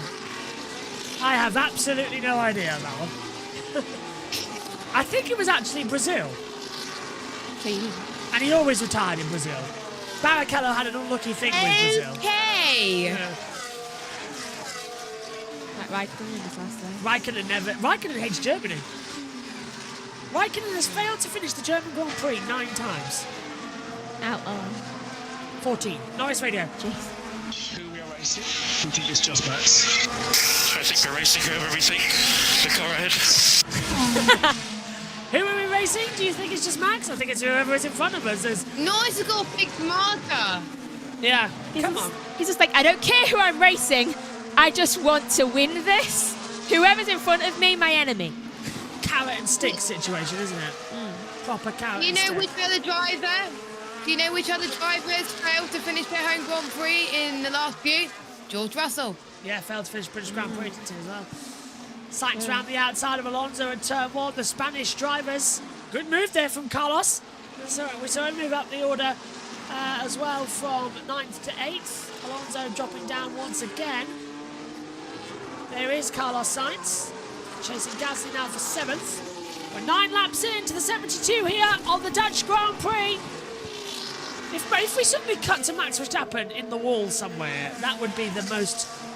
Okay, I would laugh so bizarrest thing on the planet. But I actually kind of do hope that he wins this, because it is his home race and it is his 200th Grand Prix. So I know I'm selfish, but I don't want Max to win. If Max wins the title, he just gets another leg up. He doesn't have to win any other one, but I think it would be nice for him. For the championship to try and stay alive, Max cannot win, because otherwise he'll think, oh, the car's perfect now, yeah, we're all good, brilliant, thumbs up. Can it be a tough win? Max can't be allowed to win. As we see, is Sainz going to try and Gasly into Tarzan. Gasly takes the wide line. Hamilton's going on Hülkenberg on the inside line. He's saying, I'm too slow on the straight over the text message, but he breezes past Hülkenberg with the DRS as well. Hamilton up to 11th. Have you ever thought that this track kind of reminds you Minis are being of postponed. A Hot Wheels track? So, Jess, you'll be on. You'll be on, Jess. On time, I think. Do you know one of those cars where you just, like, let go and it goes round? I'll be on very soon, yeah. Yeah, we'll be on time, yeah. Yeah. So Jess will be leaving us in the box soon as well to go do touring cars alongside Nick Homewood. Hopefully, Jess, you should have audio as well. That should be okay. If not, mute me. For race 2? Okay, I think Yuki and Albon are having trouble. Well, there's Oliver Oakes, the new team principal at Alpine, watching on. Well, liking what he's seeing. Former high-tech boss. Albon was swearing on the radio and Yuki was saying, is my engine okay? Okay, so Yuki's got engine problems and anger management issues. But there's nothing changed there then. Yeah. No, he was perfectly fine. Sainz is having a go down to Alex turn 1. He's looking on the inside line. The camera's on the wrong angles. And he's through. Sainz gets ahead. Gasly's staying round the outside. Wheel-to-wheel stuff as they head down towards turn 3. Sainz is going to have to really stay committed. Gasly wants it in, but it's forced off. And Almost Sainz goes through. That was a good move. Oscar Piastri, Captain Leclerc. Back out to point 10. Must be gap to Leclerc, isn't it, Yeah. Captain? Leclerc, we are plan A. That's funny.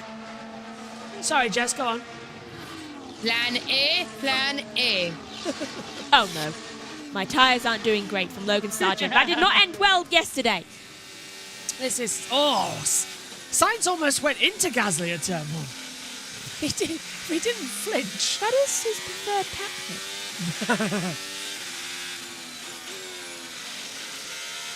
Science really is licensed to kill in this Formula One weekend, isn't it? Sainz, Carlos Jr. Yeah, 007 as well. Verstappen is still not gaining in a bigger advantage. Jess, I'm not sure actually about Verstappen here. He's not gaining on Norris as much as we thought he would. He's in 7th. That gap is not growing. He was like way ahead in last year's Grand Prix, so it shows that McLaren are still getting there. If only Norris have had a good start. 1.1. Okay, that gap is just stable since the last 5 laps. And also, get this is a rarity. Ferrari are happy with their tyres. You're right, that is rare. On board with Lewis Hamilton now. I'm looking on board with Lando Norris. He is visibly closing on Max Verstappen on the onboard cam with the gyro. Max Verstappen's got a problem.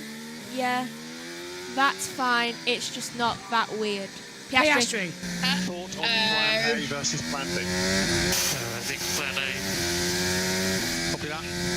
So Piastri's going plan A. That must be the 24 laps as well. That must be the longer run in the middle for the one stopper. Currently field is spread very low, Max. That must be a 2-stop. Yeah, has to be coming in for a 2-stop. It's getting interesting, this race. It's not being as dramatic as we thought it would be. Give it time. Also, I got told just before I came back to the commentary box that the reason we were having so many problems is that Discord is having server issues in the world. So, yeah, Discord's having issues. If that's... Oh, so it's not me? It's not any of us. It's not any of us, yeah. Oh, lap time. I was panicking that you kept saying it was me in Porsche. Well, I thought it was. As into the pit lane comes Alexander Albon to put on the hard tyres. He's coming early, lap 13. Oh, that must be why you were swearing on the radio. Yeah, so Albon's going to do an asymmetric 2-stopper. That's a 2-stopper. You can't take those the rest of the race. Williams are not happy with their tyres this weekend. Albon is a tyre whisperer. Oh, God. Yes. It's raining in Donington. He is. That's why Logan Sargent's tyres just decided to jump off. Big practice there. He was just like... Had to go boom. Plan B might be a way to beat Max. Yeah, I think pace is strong.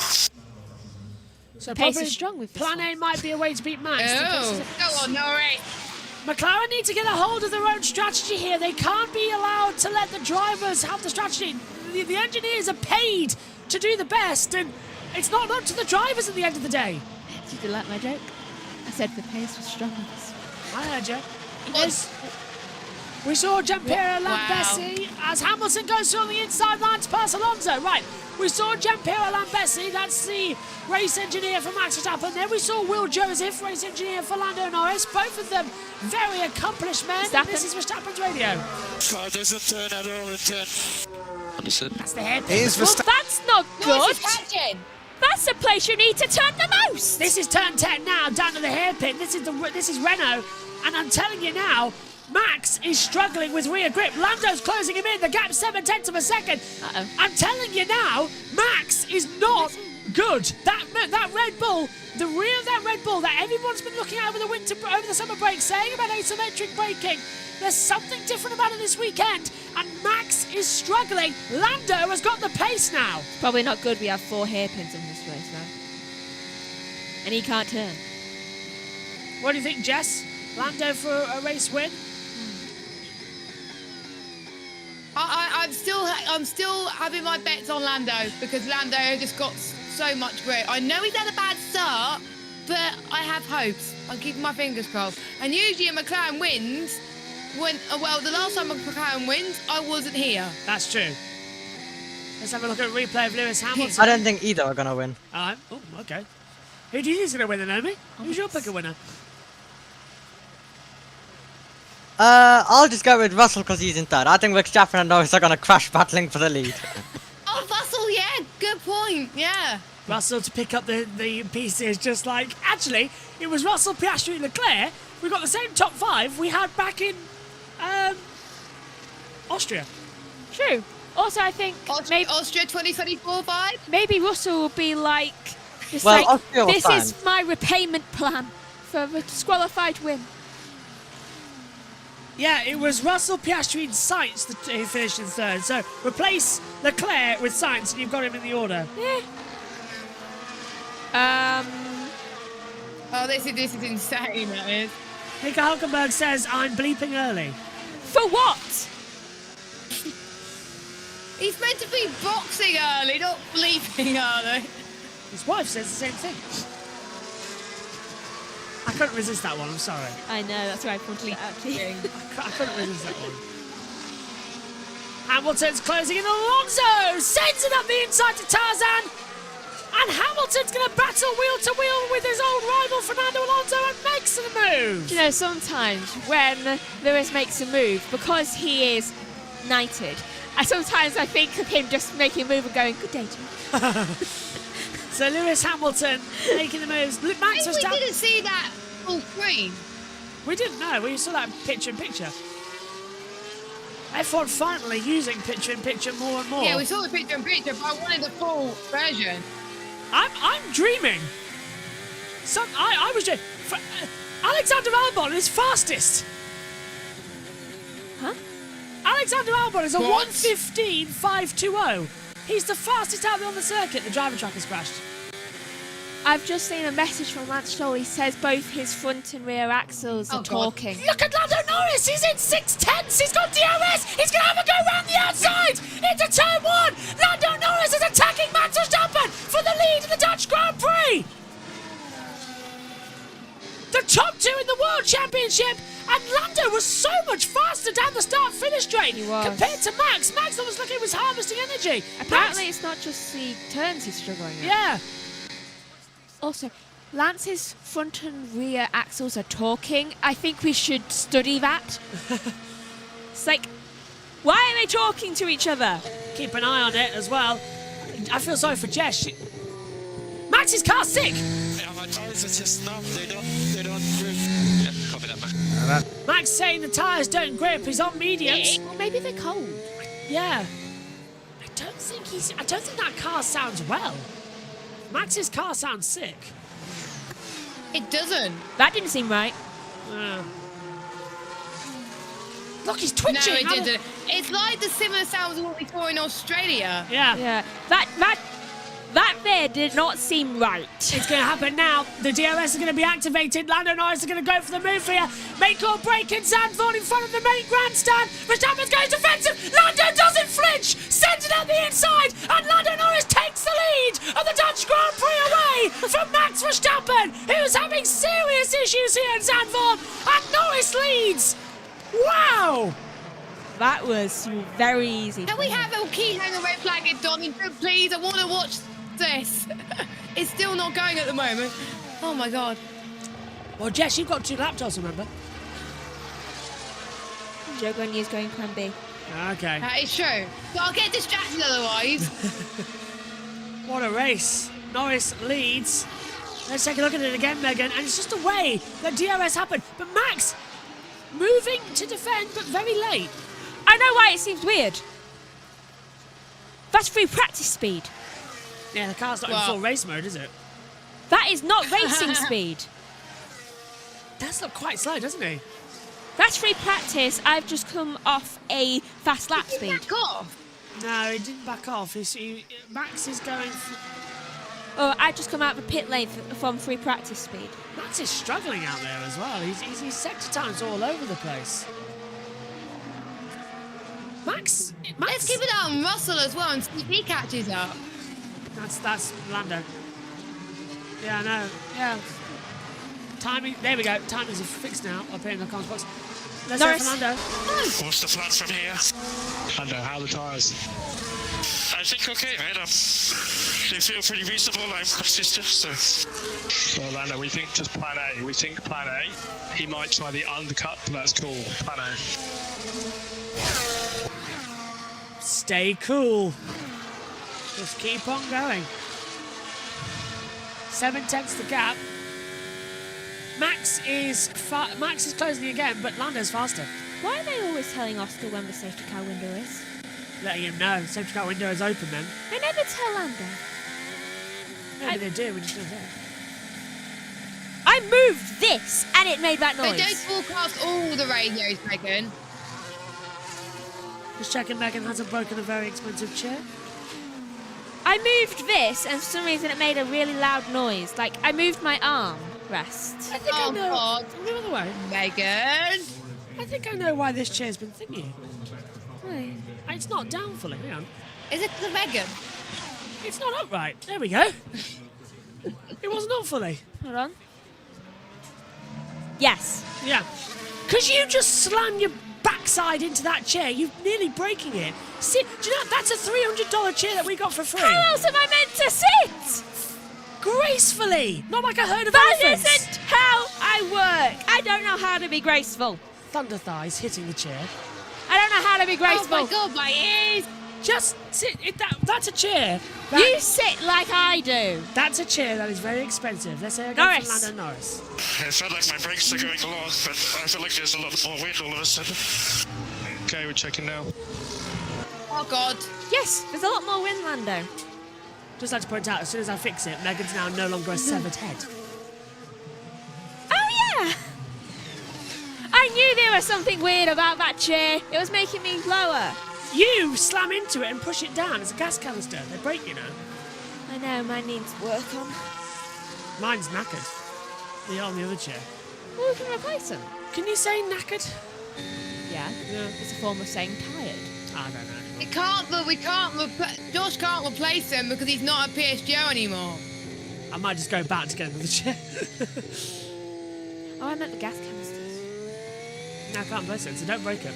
I've heard of them replacing. Oh. To be fair though, Richie's screen share worked really well, so Oh hell. might come back for a couple. It's turn one. This is Hamilton on Gasly for 8th place. I organised for Freezer. Norris. Brakes wise, everything fine from our side. Yeah, it's okay. I think it's wind. Suffering. So looking good out there. Wind. Say again. Jesse's lagging, isn't it? Yeah. I don't like. Sorry, I don't like this because Discord. No, it's because I'm having to use the camera to share everything, and the MacBook's trying to do so many things at once because the iMac's been doing TV pictures and it's been fine, but now the iMac is doing TV pictures for touring cars. So, not fine. Not fine. Everything very, very much not fine. Abby pulling there. Did she win race 1? And Dorian won race 2. She won race 1, but Dorian won race 2. Excellent. Well, I didn't expect Abby to win all of them this weekend. How come? Dorian needed to win for the first time since Saudi. On board with Charles Leclerc in 5th place, with Oscar Piastri just ahead of him. It's lap 22 of 72, 51 laps to go of the Dutch Grand Prix. I just thought he gets to watch his son race.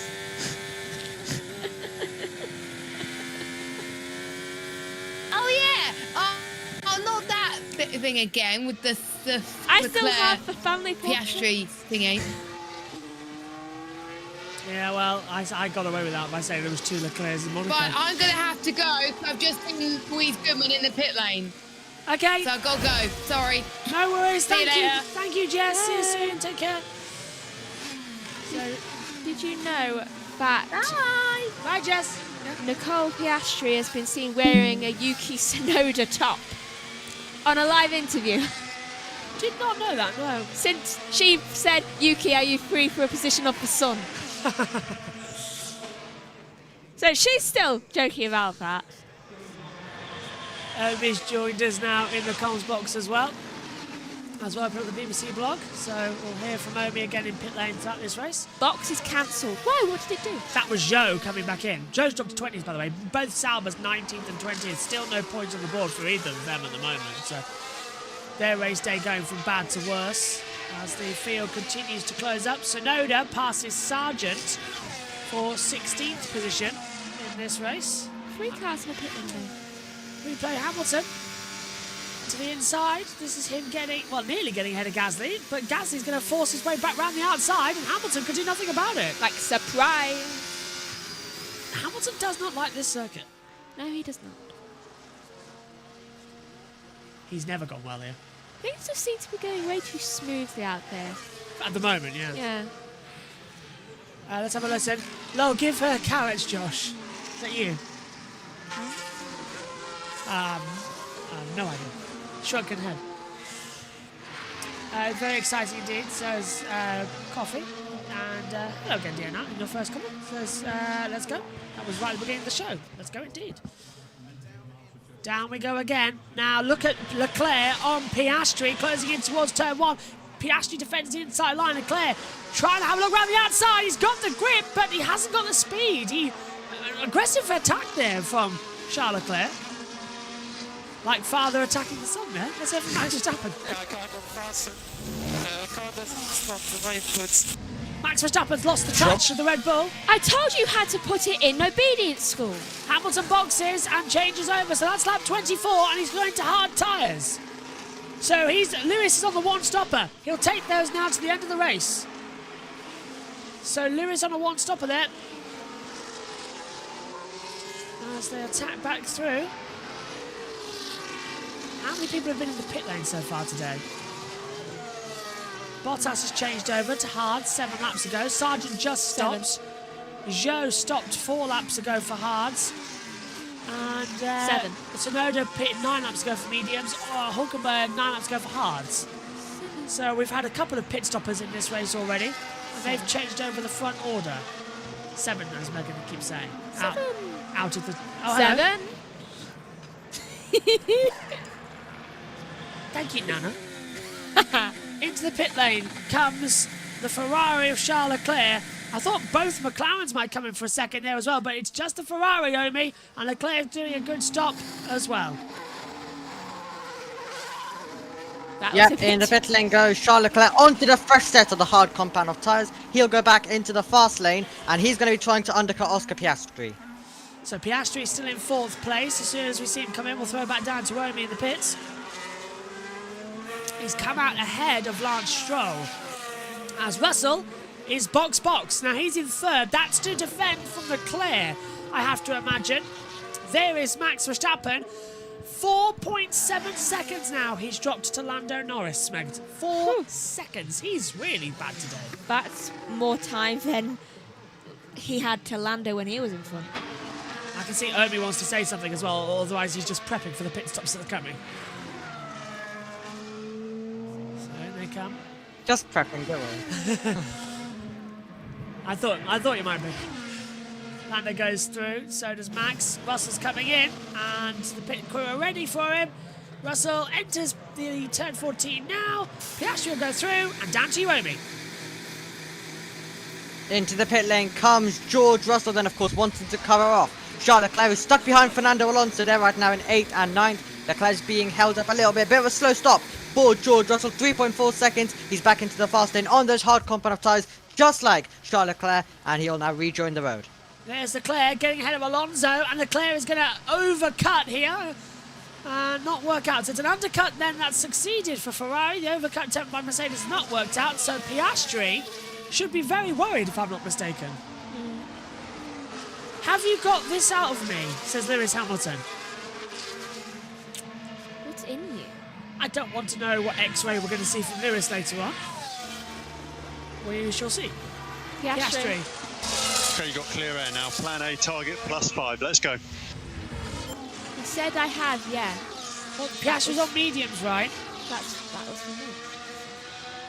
None of the starting strategies, by the way, predicted a medium start. None of them. So if you reverse the one stopper and do mediums, you're going to pit between lap 28 and 33. So that's the next one. So +5. So he's going to go 33. Piastri's going to pit lap 33. And then he's going to put softs on to the end of the race. That's my take, if you reverse the one stopper with the C3, 2, C3. But he could put hards on, which isn't on the board. We don't have a reference for that. And that's Leclerc getting ahead of Alonso down to turn 1. We don't have a reference for medium to hard. This is Russell's stop again. What happened? Front wing, 2 bands of change. Oh, no, okay. Russell, I mean, there was no problem with that. Hamilton. Through on the inside line. Gets ahead of Ocon into turn 1. I have nothing to write. It's been a dull Grand Prix if Megan's got nothing to write. We're 27 laps in. Not one investigation. It is blank. All I've written down is the weather. Nothing has happened. No investigations, nothing. Oh, there you go. Lap time deleted. Kevin Magnussen. That was laps ago. Ah, right. Box for Max Verstappen. He's coming in for the second place in the race. He did not keep it in the pit lane. Maurice. No, we're heading down to Amy.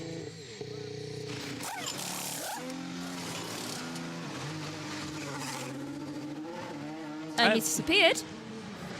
We can't hear Omi, which is great. Are you okay? Hard tyres go on for Max Verstappen. 2.5 second stop. At least you got an asymmetric.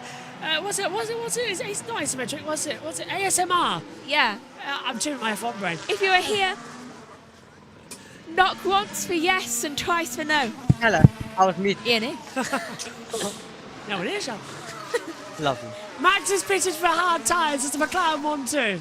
Oh look, a blue flag for guess who? You are new. You are alive, Omi, aren't you? You're okay. Yes. Brilliant. Hang on a minute. I spotted a little smoke there from Max. To lead 100 laps. Fox's lap to cover, suggesting coming down 1. Happy? Yep. Oh, he didn't sound happy to begin with, but he's confirmed it and he's into the pit lane now. Asymmetric camera on, down to you, Omi. Into the pit lane comes Lando Norris. Cannot afford a poor pit stop. McLaren need to be perfect. First of all, he can't go long in the box as he comes into the pit lane. Change of tyres, that's a little bit slow for Lando Norris, but he's going to get out there with a 3.1 second stop, and he'll now be rejoining the road with Verstappen making his way to the banking now. Yeah, this is an easy run for Lando Norris. He'll comfortably have the lead of the race. It was a 3.1 second stop. They took their time, but they've got it right, and Norris, now on the hard tyres for the end of the race, comfortably will move ahead of Max Verstappen to win this race. There's nothing for that. No, he's gone from medium to hard. There's nothing for that on the boards. But there is. Yeah. Oh, but there is. You just add them two together. Yeah, so he's done medium to... Yeah, so he's done 2, C1. Yeah, so he has got a one-stopper. Megan looking at the data that Bernie Collins has given us and working out her own strategy, mind. Yes, I've created a new one. Half the team of as well. Maybe this is why Bernie doesn't work anymore, if she completely missed the medium to hard as an option. It's on board then. Other people got to do work for themselves.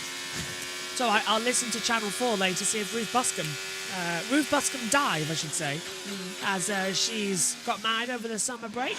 Yes, I saw that new addition to the name. Yeah, well, nice to see Ruth happy. As Hamilton overtakes Hülkenberg for 14th. There's Russell ahead of Magnussen. Perez pits.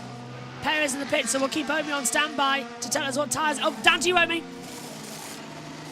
There we go, into the pit lane comes Sergio Perez going for those hard compound tyres as well. That is slow for the Mexican driver. He'll now go back in 4.4 seconds. So a bit of slow there for Red Bull. Luckily though, it's not Max Verstappen's car. 44, it's an omen. Where's Hamilton? 13th. He's too far back. Oh, on board with Lewis Hamilton now, actually. It's turn 1. Gets ahead and moves up into 11th position. That better not be an omen of crashing. This is a Ricardo boxes 2. Oh no! Perez is 8th. 9th. Alonso's passed him. Megan flying out of the commentary box. Here's Russell passing Gasly at turn 10. Gasly goes wide. Okay, this is what we joined to quite late. And I assume Russell's going to slip on the inside line. Yes, he is. And it's a very, very nice move from George. Comfortable as ever.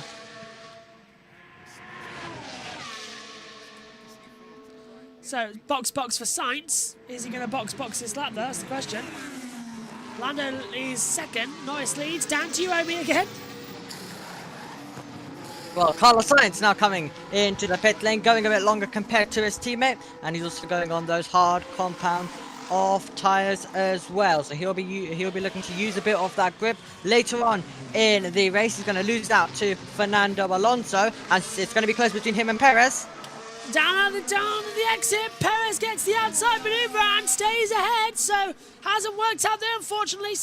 Perez through, Sainz down to 9th, so Stroll's into the pit lane. It's completely changed the top 10 order once again now, so that's always something to watch around. Just looking at the onboard of Max Verstappen at the moment as well. He's losing time. He's 5 seconds back to Lando Norris at the moment, but Max just looks like he's having to settle into the rhythm here. I don't think it's his day. I really don't. I think Max might actually be beaten here for the first time in Zandvoort. I was having to try and control everything on this laptop at once. As the field continues to progress around. Lap 31 of 42, we've got, well, lap 31 of 72, as Perez on the inside of Alonso at the Audi S. Alonso can't do anything. Perez goes through. Much better tyres, much better situation, and he takes it with absolute ease. So Sergio Perez moving up the order. That's what we like to see. And here comes the... Well, that's because Alonso's boxing. So Alonso coming into the pit lane then. We'll head down to Omi in a second if we see that. Had to take a call. Ugh. Alonso coming in then, changing over. We're going to see it. So it's down to Omi. Now it's down to the Aston Martin crew in the pit lane. Hard's going on, of course. And a tidy job. 2.6 seconds from the Aston Martin team, as now Alonso will rejoin the road with Bottas coming down towards turn 1.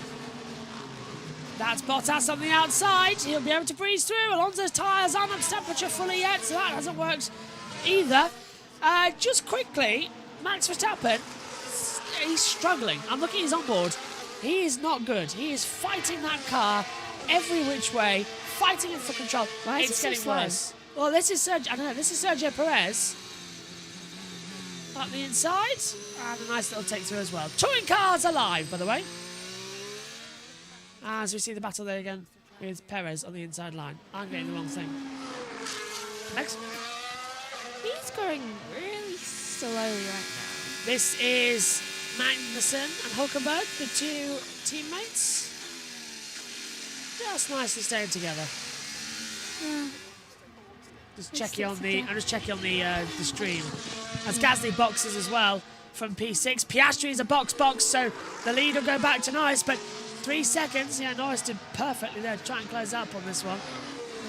I must admit, it's been one of those yay, nay days, isn't it? It's Gasly's 3.3 seconds back as well. Fantastic racing though. It has been really good racing. Sonoda boxes as well. I'm delighted to say that it's all good on Jess's camera for the race. It must feel really weird for Max to just hear on the radio just now. So off the lead cars, and him not being one of them. Down to you, Omi, as into the pit lane comes race leader, Piastri.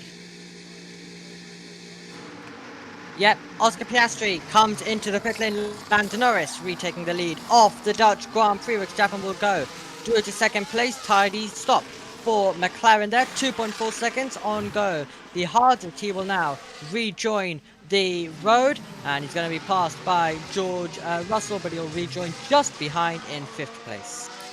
Omi, do you reckon that Verstappen can catch Lando? We've got half the race left, and if it is a one-stopper, the tyres can come into it later, but half the race on these tyres, we're going to be in for a pretty dull second half of this Grand Prix, aren't we? Yes, so we're going to be hoping for a safety car, but it seems like all the cars are much more reliable unless Hulkenberg has a brake failure or something. So yeah, Gasly's last stop was 3.3 seconds. Slide. Oh my god. Almost runs over his own mechanic. In fairness, why was the mechanic basically showing the way? It's like, hello. I think he was trying to get. I think the mechanic was trying to get something out of the winglet duct on the tyre. Why let him go then? Oh, it's automated systems. Bring back lollipops. Lollipops. Miss the lollipops, but it's all automated now with light signals and that lot. Yeah, and it's making everything worse. Apparently, it's supposed to be faster. Really? I still like the lollipop. So basically, the pit stops are on time limit. Yeah, well, everything's on a time limit. It's Formula 1. 0.4 of a second could be the difference between first and second. On board with Max Verstappen. Again, look at that. You're off the track at turn 3, just getting a little bit oversteer. Why is Joe Guan Yu just said sorry? It's Joe Guan Yu. Wouldn't you be apologising for your performance? Oh, maybe because he's last, yeah. Incident involving... There you go, Megan. Incident involving Carten Gasly noted for an unsafe release. After 35 laps, you actually get to write something down on your notepad this weekend. Also, Yuki Tsunoda says, what is this? It is notes. Yuki, it is notes. What is love? So...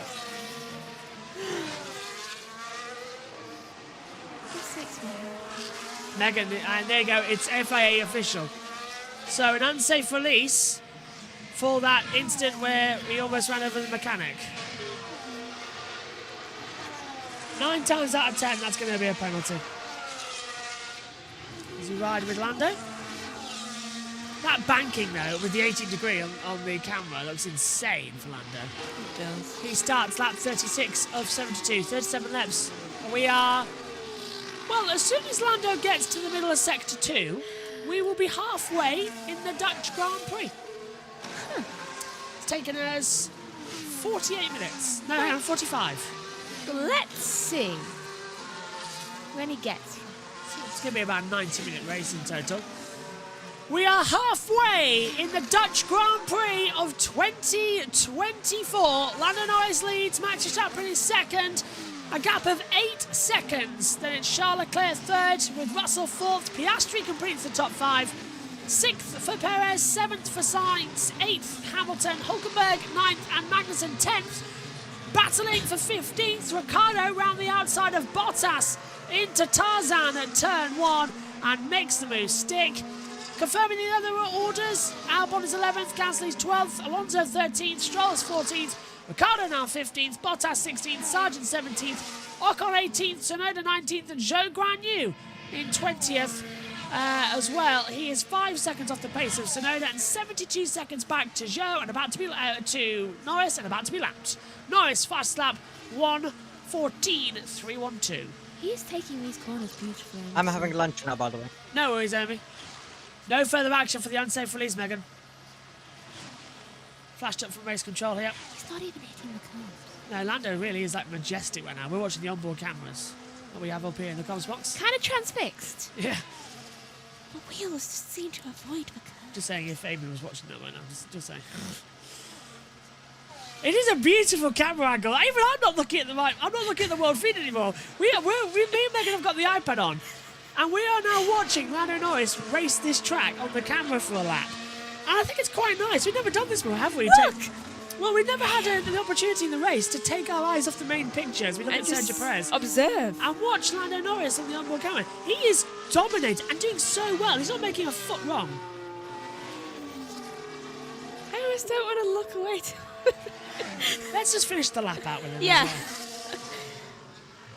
Into the common Bosch and across the line.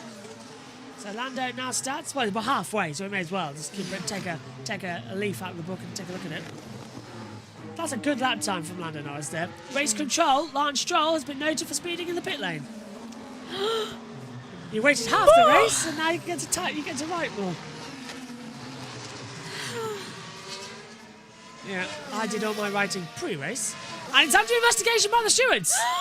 So it's going to be a time penalty of some sort for Lance Stroll. More writing! Megan is, entertaining, isn't she? Chaos. Alice Powell says one of the mechanics was trying to make a wing adjustment on Gasly's car, but he got the green light to leave the pit lane while the mechanic was still trying to make the change. Gasly was having a little look in his mirror to make sure the mechanic was okay. Alice Powell there, who's on commentary, BBC Radio 5 Live this weekend. James Vowles on the pit wall. Let's go to him as well. Difficult to undo, what has happened this weekend, both between the accident and also between our own doing.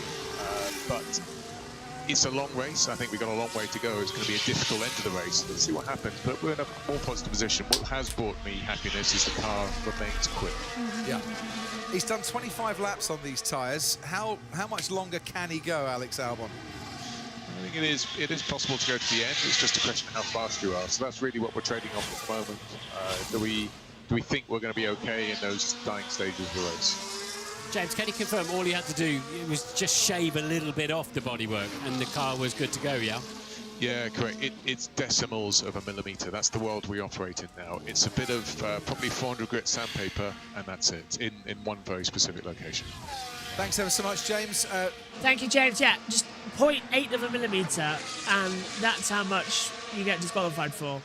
It's ridiculous. 5-second time penalty for Lance Stroll, though, for speeding in the pit lane, and this is it now. We were watching with him. First penalty of the second part of the season. Oh, he locked up coming into the pit lane. That's harsh, but it's the rules. It is harsh, but it gives me something to run. Them are the brakes. Piastri's in DRS range of Or Russell, lack by the way. of, Yeah. Piastri's in DRS range of Russell. Finally, some entertainment. 2021 was boring in Zandvoort. 2022 was a chess battle. 2023 was the opening moments of Saving Private Ryan. And this one has been another little like chess battle and boring. But Piastri's going to make the move here. Russell goes defensive down to Tarzan. Piastri sends it round the outside. He's got much better grip in that McLaren. Both got the same Mercedes power engine. But Piastri, vastly superior car, takes fourth away as we see Albon attacking Magnussen for 10th. Magnussen is going to be under pressure here. Haas have got double points, but Albon wants a point. Joe's been lapped again by who? Verstappen. Yeah. He's going to be lapped by Leclerc soon as well. Oh, hello, we've got a four-way scrap going on here. Where's this come from? Down this back straight away. It's 11 down. And Albon takes 10th position. Round the outside, Gasly's come out nowhere. The two Aston Martins are there. Magnussen's dropped down to 13th place. Gasly takes 10th away from Albon. Albon's trying to fight back as well. Where did that come from? Where are they hiding? Behind a bush? The Formula One drivers taking tips from Vietnamese World War II soldiers. Hiding in plain sight, and then bang, ambush. Helps that all their cars are either blue or green. Where the hell did that come from? We saw Gasly and Albon's onboard battle, and then Gasly and Magnussen's, and then all of a sudden, 3 more converge. Yeah, it's Gasly now 10th, Albon's 11th, Alonso's 12th, Stroll's 13th, and Magnussen's 14th. Got a 5-car battle here for 10th in the last point. It's like vultures that sense the weakness. Yeah. Sainz with the fastest lap, a 1:14.117. That came out of nowhere. Gasly now takes 10th. Albon's under pressure from the two Aston Martins now. I'm a bit scared of what Daniel's just said. We will catch him one by one. Lance Stroll. We shall fight them on the beaches. But they will never surrender. That's what Daniel Ricciardo's on to right now. The old Winston Churchill post. Here comes Alonso on the inside of Albon. Into Tarzan. Alonso takes 11th. And is Stroll going to try and find a way through? But he's got that time penalty to remember into the fact as well. I feel like Daniel Rick's just become ominous over the summer break. Well, Ricciardo's closing. He's 3 seconds back to Stroll. And Magnussen boxes. So one by one. Hang on. Is Magnussen doing what he did before? He hasn't stopped yet, has he, K-Mag? 24 laps. Look, has he been holding the field up to allow Hulkenberg to get the gap at the front, like we saw him do at Jeddah? Oh my God. The gap between Albon. Dangerous. Like really dangerous. Yeah, Magnussen was backing off on the into turn 14 in the banking. What are you going to do? Listen. Yeah, so Magnussen backed off.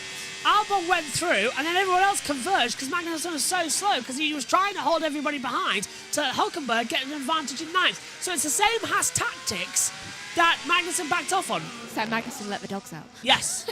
After the postman. Put Albon's for postman, and then all of a sudden, Magnussen's just like, there you go. Unleash into the dogs of war. Release for hounds. Okay, mine was Shakespeare. Yours is Mr. Burns. Yes. I prefer mine. Not being... So do I. I'm just like Mr. Burns' style. Yeah, well, who's going to be riding into the gates of hell at the moment as well? This is going to be the question. No, Mr. Burns. Norris now has a 10-second lead to Max Verstappen. I think this Lando Norris domination of Formula 1 is going to bore people. On course for his second Grand Prix victory. If she was supposed to, they weren't just regretting it now. It's winning. I'll expect a kick at the behind for Singapore or next week in Monza. My God. Who has missed Formula 1? Yeah, you like this one too much. Megan has been in 14 of the 15 races so far this year. It looks like Alexander Albon's just questioning his life choices right now. Literally, he's asked 3 questions in a row. Yeah, this is not great, is it? Oh, Lando twitches out of turn 9. Just saw the onboard camera. Is that Leclerc? No, Sainz on the back of Perez. I thought for a second is Leclerc already caught up to Verstappen. Stroll's past Albon. Do you know how much he lost on that single twitch? Who? Albon? Norris. Yeah. How much? 500. This is nothing. Ocon passes Bottas for 15th place as well here. Well, there's a rabbit! What? There's a rabbit somewhere. Turn 11. There's a rabbit. There's a rabbit somewhere. Okay. That's what Joe's just said. Joe Guan Yu has said that there's a rabbit on the track. And yeah, they've confirmed it. There's a rabbit! Well, where's the virtual safety car then? Is it Peter Rabbit? Bugs Bunny. Watch out for Max Verstappen. He is hunting rabbits.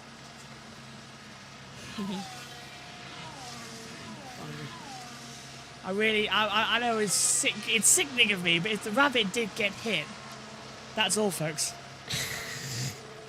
Hang on! Joe was slow there. I thought he did hit the rabbit. Okay. He might just avoided the rabbit. Esteban Ocon. He's not going to hit the rabbit, is he? No, this is Ocon passing Bottas down to turn 1. Where is Joe? I can't work out where you sent that message. Blue flag for Paris. Why are they getting her blue flags? We'll always have Paris. Bottas boxes, goes down to 19th place as well now. 11 seconds now, the gap. Lando's just... We're basically into a podcast now. The Dutch Grand Prix isn't the most exciting, as Sainz goes round the outside of Perez into Tarzan. Very nicely done. Perez going to force Sainz. Oh! Sainz nearly off the track as Perez flexed his rear muscles. I just love how recently Ferrari have just been trying to compliment their drivers so much because of how much pain they've caused. You're doing very, very well, Carlos. You're doing very, very well. What in the name of sanity? Russell's just said plague is in my eyes. And apparently he is also in a Shakespeare play. He must be in Piastri. Stop management, no more management from Logan Sargent. Well, if you're getting replaced, then yeah. Norris Radio. Gap to Verstappen is 10. Under a safety car, we think we would take it for a medium, back behind him, and then you'd pass him. Happy? Yeah, you sound maybe a little confident. I agree. I'll figure it out. Yeah. Okay, Max Verstappen for the first time in a differential position here at Zandvoort, but Lando Norris complimenting the team. You sound a bit confident. I don't want to say he's been a bit of a brat, but it's decent as Perez moves under braking into turn 1. Arguably, you could say he's taking the normal line. Sainz can't get around the outside this time around. Lando seems to be a lot more relaxed and likeable when he's leading the race. If he's not, now he's won, he's like... Maybe he just needed a holiday.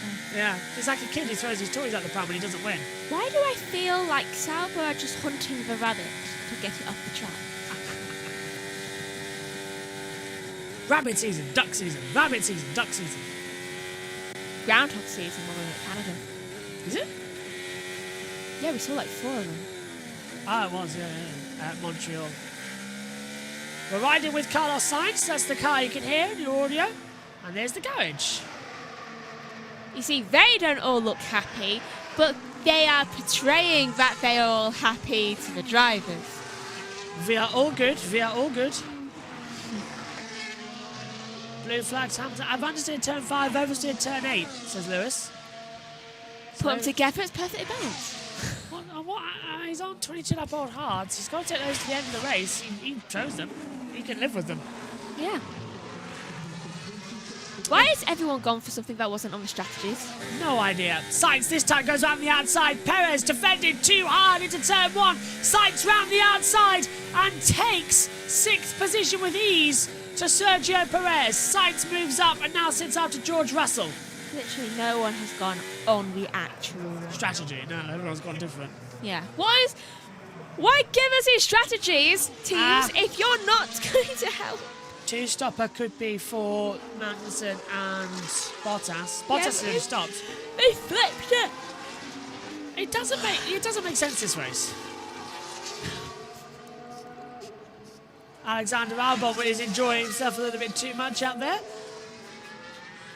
Saying F me, that's good. Is he complimenting his own abilities to drive? No, he saw George Russell's latest shirtless pic. Or that ad. For some reason it's just basically George Russell's shirtless throughout it. I don't know why. Here comes Piastri. Attacking on Charles Leclerc for 3rd position. McLaren looking very strong here in Zandvoort. And he's nothing into turn 1 at the moment. Blue flag for Albon. Compromise entry, corner turn 10 for Show. Rabbit. Yeah. Rabbit. I was thinking that. Logan Sargent just looking for dinner places. Turn 1 is a good place. Think about turn 1. Places for dinner this evening with Logan Sargent. We have a lovely course of rabbit. Rabbit stew. Keep doing what you're doing. Have you ever eaten rabbit? No, I'd like to. I don't think I've ever eaten rabbit. I'd also like to eat alligator and crocodile.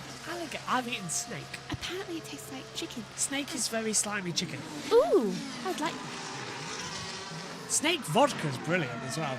Ooh. Clarkson and May were truthful with that. Snake vodka is delicious. Oh, I want one. Over we go. Carlos Sainz. What are they? I have to judge. Obviously, he's visiting the restaurant. Down to turn 1. Nothing happening at the moment because this is Magnussen, Snowden and Sargent. This is battle for 16th. I do want to know what the rest of that conversation with Carlos is. Mercedes is getting ready to box for Hamilton. He's going to look like he's upon new tyres. I hope Omi's not eating because we're going to throw it down to him in a second for the pit lane. Immediately puts down his food. Runs over to pick up the microphone. Hamilton is in the pit lane now. Soft tyres and away he goes. 2.6 second stop. So Hamilton couldn't make it to the end on hards and he's gone. Wait, he's following the strategy. He is. He followed for strategy. He's the only one. And now he's going back on. That's strategy, Megan. He's taken a 2-stopper, but he's moved on to that strategy for C2 softs. He's moved on. He's combining strategies. He's the only one. Peter Bonington, of course, is now the head of strategy, head of race engineering at the Mercedes, and he's still Lewis Hamilton's engineer for the remainder of the season. But he will not be following him over to Ferrari. Cries. What? Cries. Yeah. I would like to know something. Why, in the name of sanity, have we got three first pit stops for softs when no one started on softs but Hamilton? I don't know, but Joe Grant News just ordered.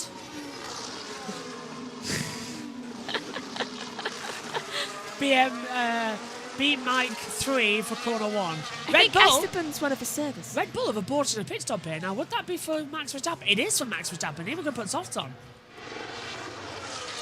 Ocon's very happy with the service. That's curious, though. Matching t-shirts, says Anthony. Indeed, hello. You've got to wear orange, haven't you, Anthony? What's happened? What just happened? Danny Ricciardo is saying F you, F you, F you over the radio. And it was Perez who was coming into the pit lane. He's been told, stay out, stay out, stay out, stay out, stay out, and he copied it. Something tells me that's why Danny Rick said all those F words. Yeah, so Perez in 7th was going to box for new softs, hasn't done so. Arguably, I'd say box Max now. They wouldn't see him at a table. I think box Max to lose a position to Leclerc, but go to softs. Lance Stroll getting told, so Norris is the car behind you. He's the race leader. We know the softs can make it to the end. Hamilton did 23 laps earlier on in the session. Hang on, what's happening here? Is that Tsunoda getting out of the way of the traffic? Yes. Tsunoda's been lapped. Piastri's closing on the back of Leclerc though for 3rd. This is like, Dad, come on, let me go past. You've got to wear orange, haven't you? And I've had orange juice, which is not really orange. Yeah, that's more yellow. Yellow. Mustard yellow. Yeah. I can... Hamilton fastest lap of the race until 1:13.883. And Piastri right in the back of Charles Leclerc, but there's more traffic incoming as well. Oh, this is going to be good ending, isn't it? Lewis is very happy right now. Yeah. Also, the fact that I've just come up with the whole scenario in my head. Wind feels like it's picked up considerably. It has 16.2, blowing in from the southwest now. Track temperature is at 32.3 degrees. Air temperature 19.3, 56% humidity, but the humidity is dropping. The scenario in my head, Piastri saying, Dad, please, let me go through.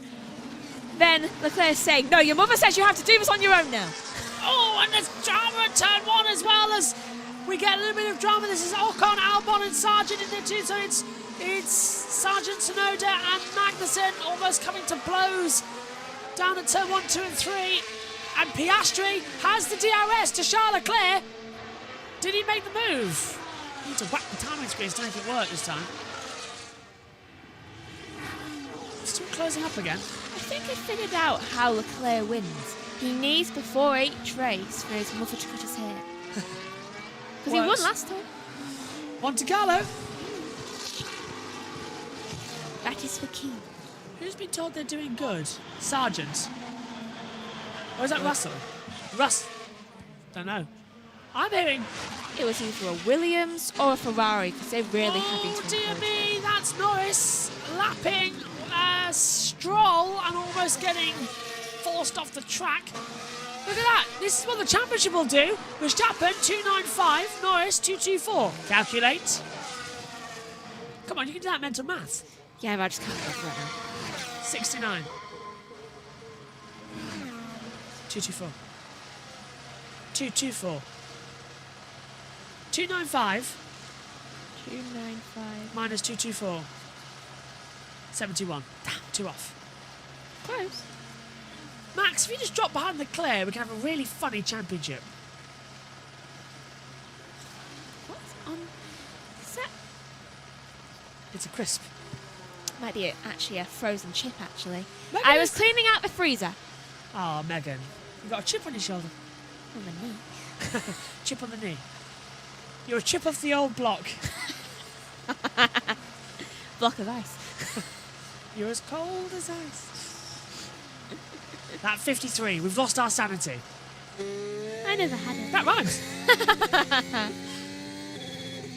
That 53, we've lost our sanity. This is all just a fantasy. Caught in a landslide. No escape from reality. Easy come, easy go. Little high, little low. Anywhere the wind blows. I don't know why, but here feels really itchy. Hashtag spot the song lyric, by the way. That was perfect because we're at Zandvoort. Yeah. I'll try and remember that wind for when we get to Baku, which is called the Windy City. By the way, does anyone else feel that we've already done Baku? Because it was usually really early in the year, now it's really late in the year. We haven't done Baku yet. Baku comes up in 2 races' time. We literally go Monza next week, 2-week break, then it's Azerbaijan in Baku. Completely forgot Baku's there. I'm so used to going to Monza, straight to Singapore. But it's Monza, then it's a break, Azerbaijan, then in Singapore, then it's a month break before we do the Americas tour. I generally thought we'd already done Baku. No, look. I thought Max won that one. Baku, 15th of September. Marina Bay, 22nd of September. Month break, 20th of October, Circuit of the Americas. Wait, what? Yeah, there's a second summer break. Okay, so Zandvoort, Monza. Yeah. Baku. Baku sneaks up on you. I thought this was already done. Stop rhyming, JB. Stop rhyming. No. It's round 17th season. And what's the reason? And no. Then they changed. I had to. Russell box. Get out of that one, Megan. And he's in now. So that's put Sainz back up into 5th position. Now he can set off after Piastri of 7 seconds. Now this is Russell stopping for soft tyres, used soft tyres, but it was a 2.8 second stop. He's done what? Must be the same lap old tyres as Hamilton, so I assume 5 lap old for him too. Safety car windows are still closed for some reason, though. Yeah, well, you're not going to get into that for another 5 laps or so. Remember what Ian Bird says? Anything can happen in the last 15 laps. Look at Max Verstappen in the last 5 races. 1 in Spain, 5th in Austria, 2nd in Silverstone, 5th in Hungary, 4th in Belgium. Hasn't been on the podium in the last 2 races. This is 200 Grand Prix start, and the Magic Lion willing him on and pushing him off the track. Well, at least he'll get on the podium. Yeah. Possibly. Not going to win, though, is he, again? It's the curse for 200. Yeah. He will not join Jenson Button, Sebastian Vettel and Lewis Hamilton, who's winning their 200th Grand Prix, and Michael Schumacher. I don't think Senna got to 200. I don't think he did. Off the top of my head. 200 is 8 years. We had a pit stop there for Alexander Albon, 2.4 seconds.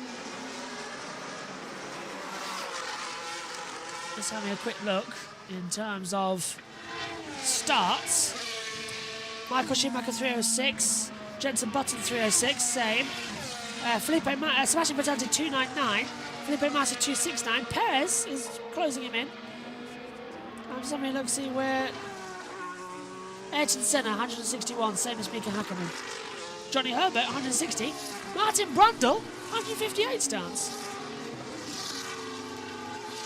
Jos Verstappen 106. So Max has done 94 more than his father, and is a 3-time world champion. Yeah. Max Verstappen, of course, is 3rd in the all-time win list. 61 wins. There's Piastri. How's the tyre now? Not amazing, but it'll make it to the end. Copy that. So Piastri can make it to the end of this race then, which is great news. Blue flag, blue flag, blue flag. Also a song by the Pit Stop Boys. Not the podcast guys. The true fans. I love that Fernando Alonso's in this. Of most wins. Yeah. At 32. Yeah. It's one more than Nigel Mansell. Nige. Albon boxer, it was mediums for him. We're riding on board with Piastri. Do you know, this race is sending me to sleep. It's not the greatest. Yeah, that helps. I've got screaming V6s in my ears. That's going to really help you clapping in front of me, isn't it? I'm running on like 4 hours sleep. I'm running on 5. 1 hour difference. Mine was very disjointed thanks to NASCAR. And some idiot waking me up because she didn't know how to click a button on Discord. Huh? That was you. What are you talking about? You know how to click full screens for Discord. If you could have done that, then I could have stayed. No, I don't. I could have stayed in bed for hours. No, you didn't. Well, while you were commentating on race 1, I went back to sleep for an hour and felt very refreshed when I woke back up. And then, That's because the fan was off. Yeah, I agree with you there. I keep telling you, you feel more restful when that thing is off. Sergeant, that's going side by side. That's Albon making a move on Magnussen for 17th. Lando Norris is dominating a Grand Prix. What is happening? He is 15, nearly 16 seconds gap I know. And I can just hear screaming.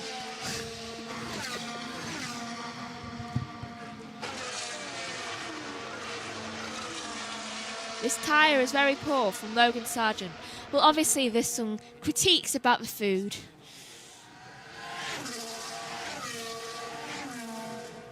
But also, when Logan Sargent says about his tyres being not very good, I tend to worry these days. I think we all tend to worry these days as well.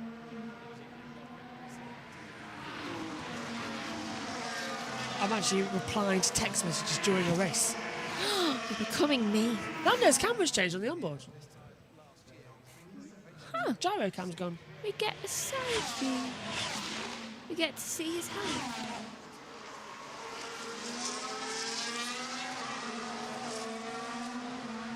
She is watching the race. Fantastic. Hello. Hey. Fact, I've just had a thought. Yeah, I just thought somebody else is watching. Yes. Hello. Best thing is they know who they are. Anyway, back to the action. Norris leading from Verstappen, Leclerc, Piastri, Sainz, top 5. I don't know what's happening in this race because nothing is making sense. I mean, Sarah being at the bottom, that makes sense. Yeah. I suppose so, though, really. You just got to keep an eye on, really. I mean, Verstappen is 16 seconds back at the moment. Esteban Ocon's saying he's our biggest threat at this point. Who are they saying? Because I think a lot of people are their biggest threats at the moment. Nah, if Ocon's on about that, he's got to be on about Ricciardo just behind as well. On board with Pierre Gasly, closing it in. Also, what is Logan talking about true start? Where was there a false start? I'm not sure there was anything of a false start procedure though. Exactly, I don't understand what he means.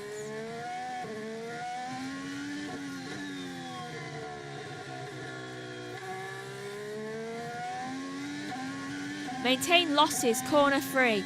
Well, apparently he's getting his money back at the restaurant. I can imagine.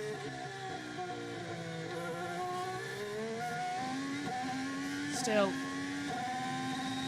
12 to 13 laps to go then, at the moment. I'm still not expecting Gasly to make the move here on Hulkenberg, but he's having a go down the start-finish straight. Gasly's going to go with the DRS to the inside line.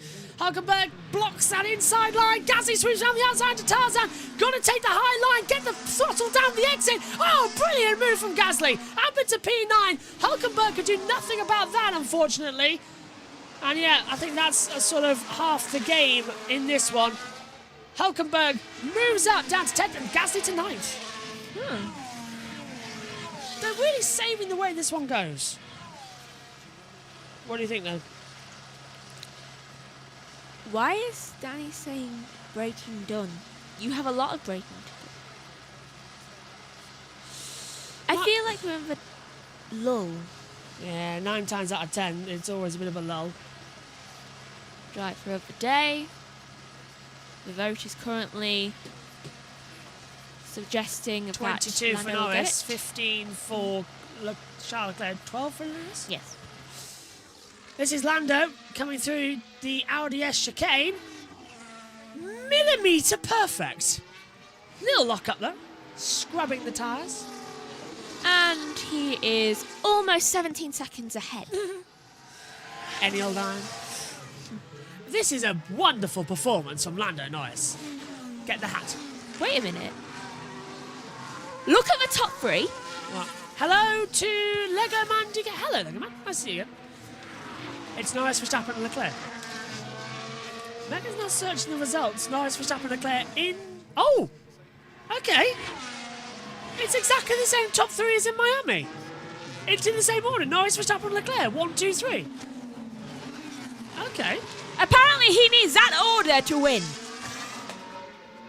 Status quo.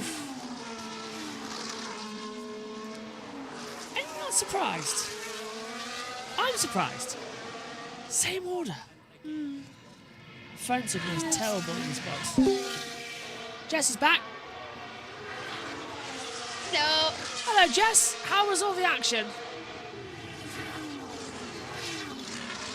Could have been better, could have been worse. It was a really nice start, but towards the end it got quiet. But I won't spoil things too much.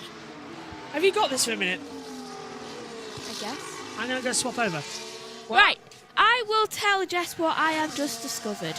Right, so I have just discovered the top 3 currently, 10 laps to go, is Norris, Verstappen, Leclerc. And when Norris won for the first time and for the last time so far, it was Norris, Verstappen, Leclerc in the top 3 in that order. So pretty much the order has not changed since I got back. The only difference is that Piastri's 4th. And both Mercedes and Russell has dropped down to 7th. Mm-hmm. And a lot of the teams actually are together. It's Russell on a 2-stop then. What was that? I think so, yes. That's just Josh showing out TV pictures of the same ones that have the British touring cars. Yeah. Right. The Mercedes are together on track. The Aston Martins are together. So over Williams and the Sauber. Jess? Yes, fastest lap set by Lewis Hamilton, which is a 1:30.878. Hello? Hello? You're back. It's lagging Discord. Yeah. It's very annoying. Don't worry, you're back. Hello? You're back.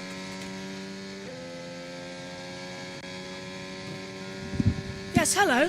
Jess, can you see the new pictures okay? As Alonso goes round the outside of Hulkenberg for 10th place into Tarzan, and Alonso makes the move. You could have called that for points. I didn't see it at all. Are the new TV pictures working, Jess, by the way?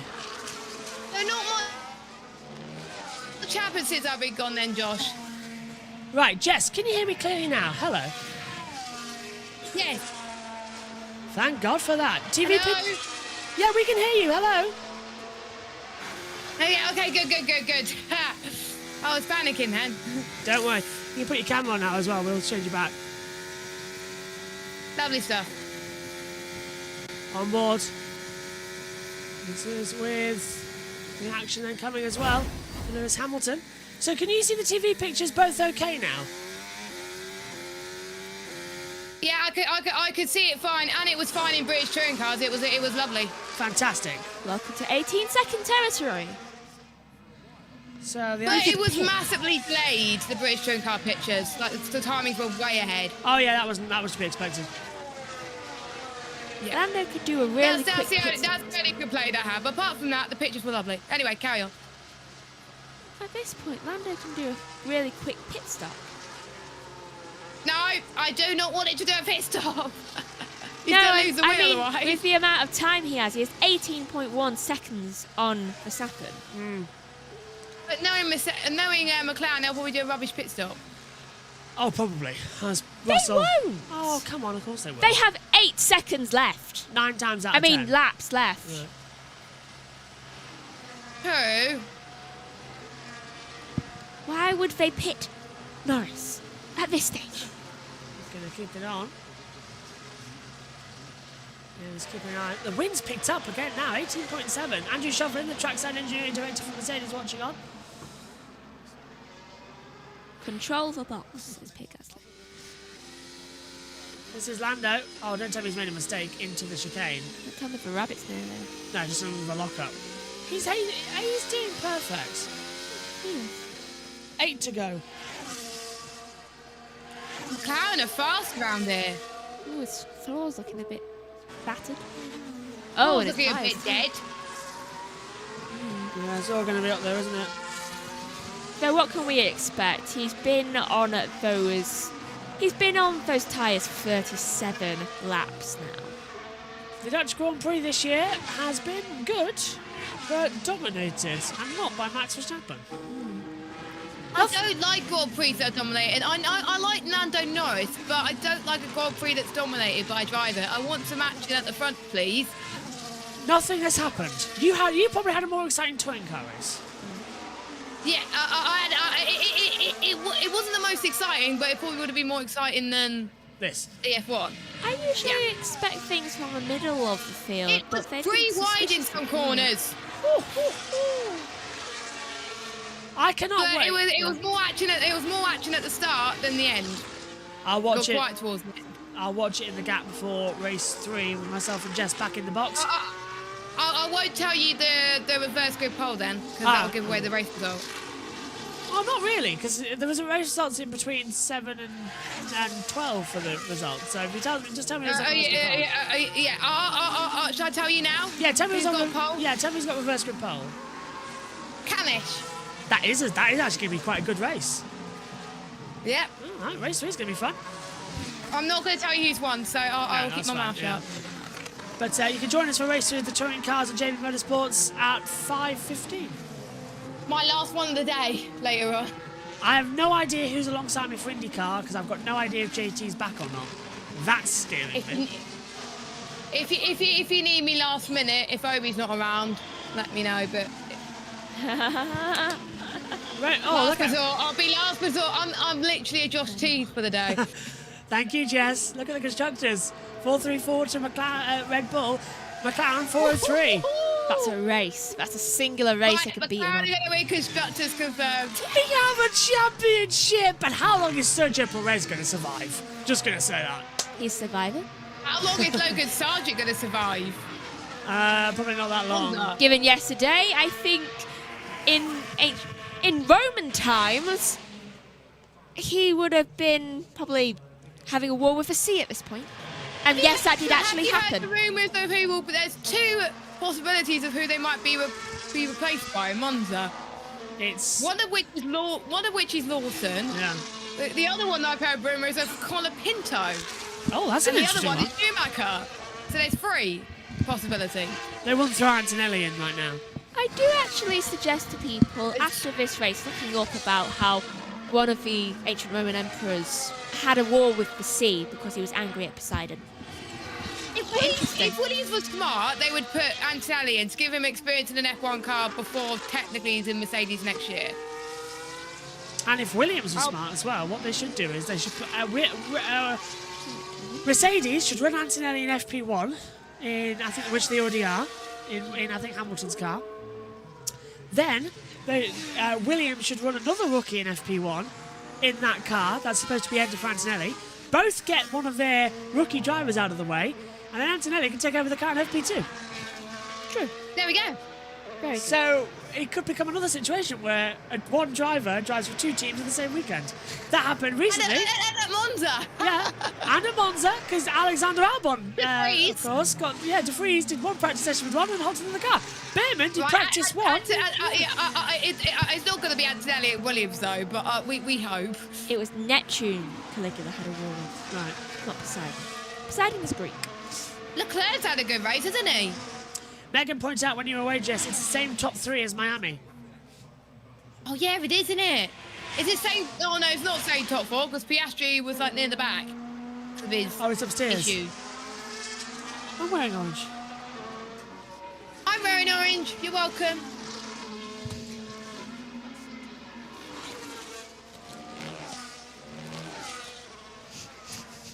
You're clipping an orange highlighter onto your... Megan, where the McLaren cap if it on the final lap? It's upstairs. No, why? Actually, no. I think it's a good thing because every time after Miami, Megan's wore the hat, bad things happen. Hey, good things might happen now. Why do I suddenly really want a Mr. Whippy ice cream?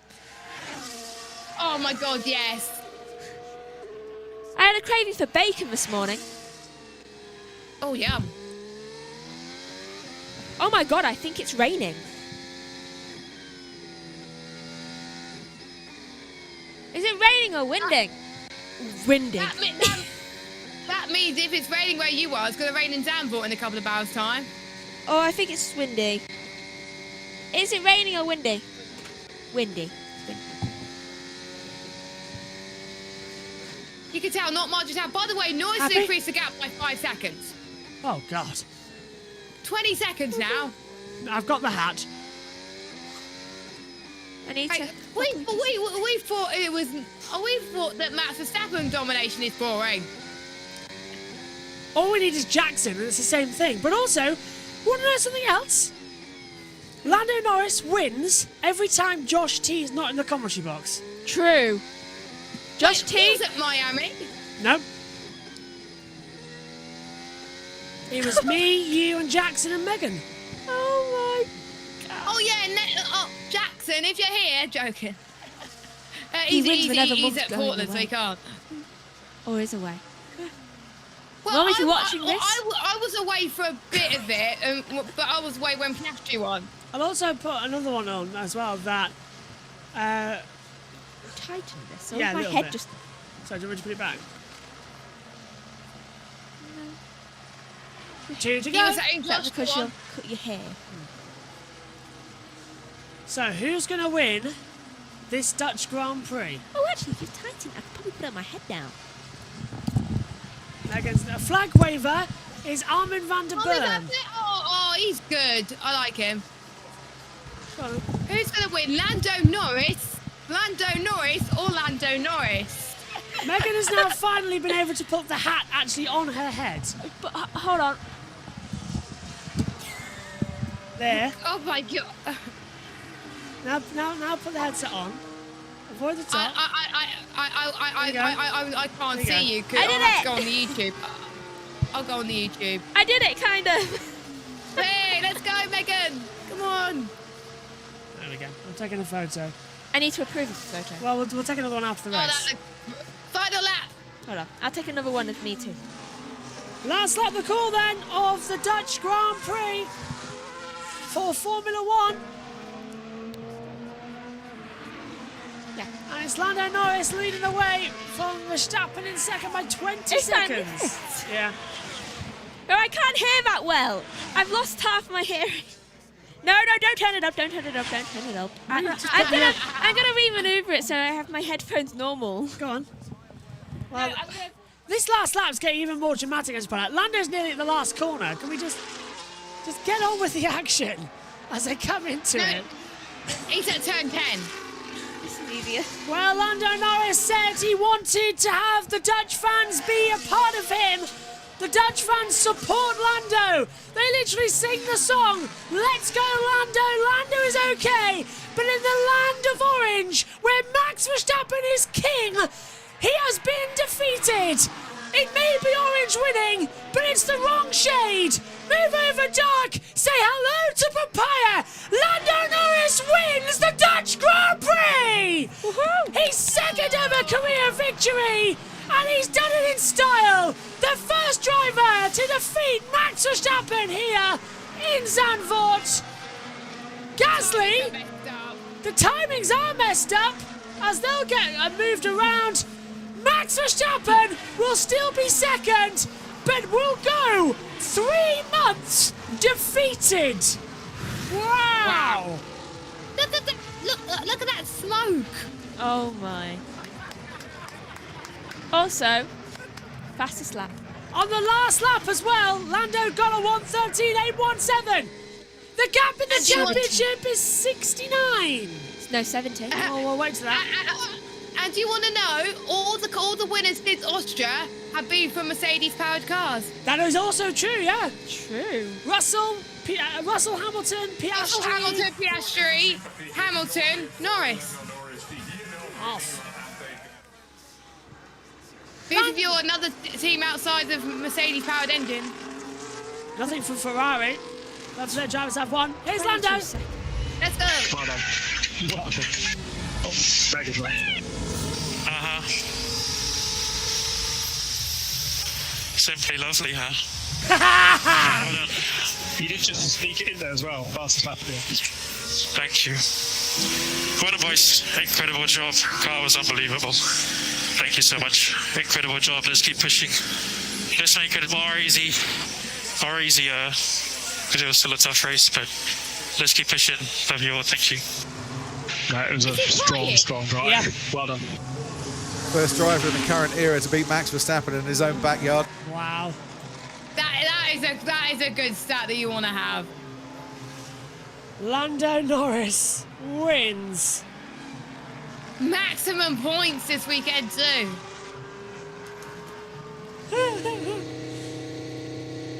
Josh, are you crying? No, nothing. That's it for Max. So good job, Max. we got what we thought we would today, so head down. Nice job. Yeah, difficult race that, but it's not P2, so that's okay.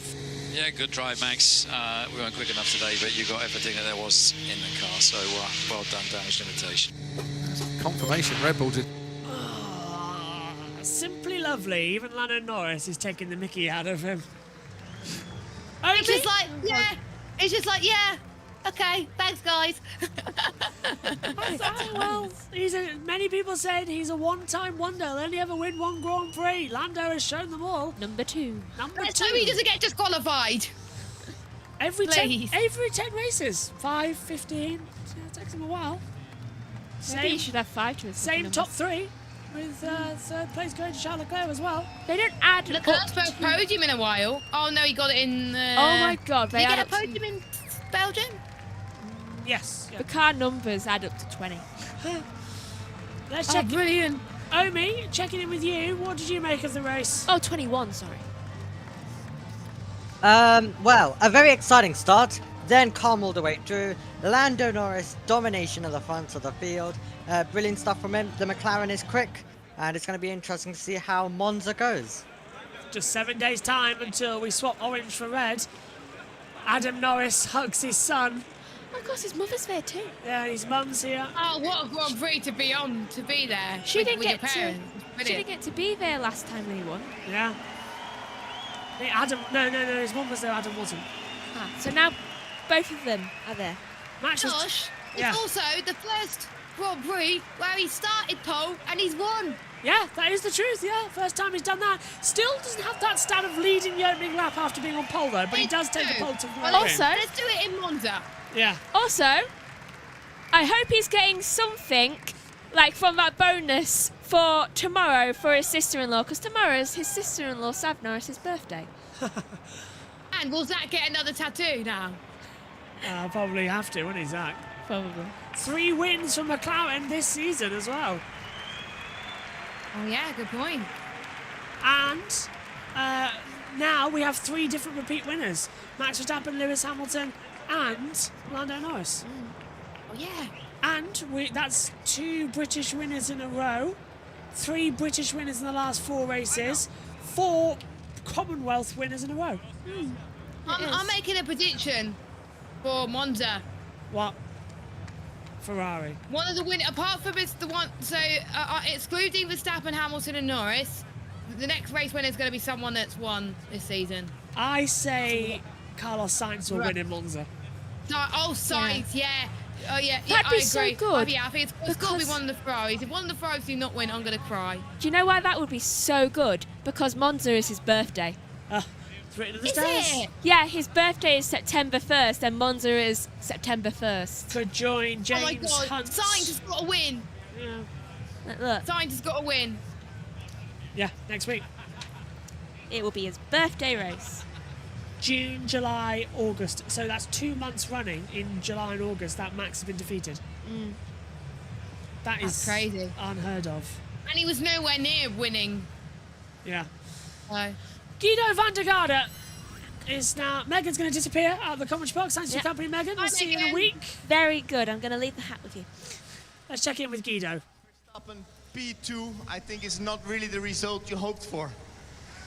You always try to do better. I mean, we had a good start, so we tried everything we could today, but throughout the race, I think it was quite clear that we're not quick enough, so I tried to be second today. Well, the start looked really, really nice. I mean, everybody was cheering you on. All the circuit went completely crazy on the grandstands. Did you dream a lot last night about the start, how you would manage to turn 1? To be honest, not at all. I know that we have good starts, so I was quite confident that we would have another one, and luckily it was like that. And then, I just tried to do my own race, and that was my race, and that was second today. Anyway, good result, I think. Not that you hoped for. Maybe some words in Dutch as well. Misschien in Nederlands wat te zeggen. Ja, natuurlijk. Kijk, het liefst win ik natuurlijk vandaag, maar ik kan ze niet allemaal winnen. En ik ben natuurlijk nog altijd heel blij met P2. Ik hoop dat iedereen ervan genoten heeft. En tot volgend jaar. Top, man. Congratulations, well done. Good job.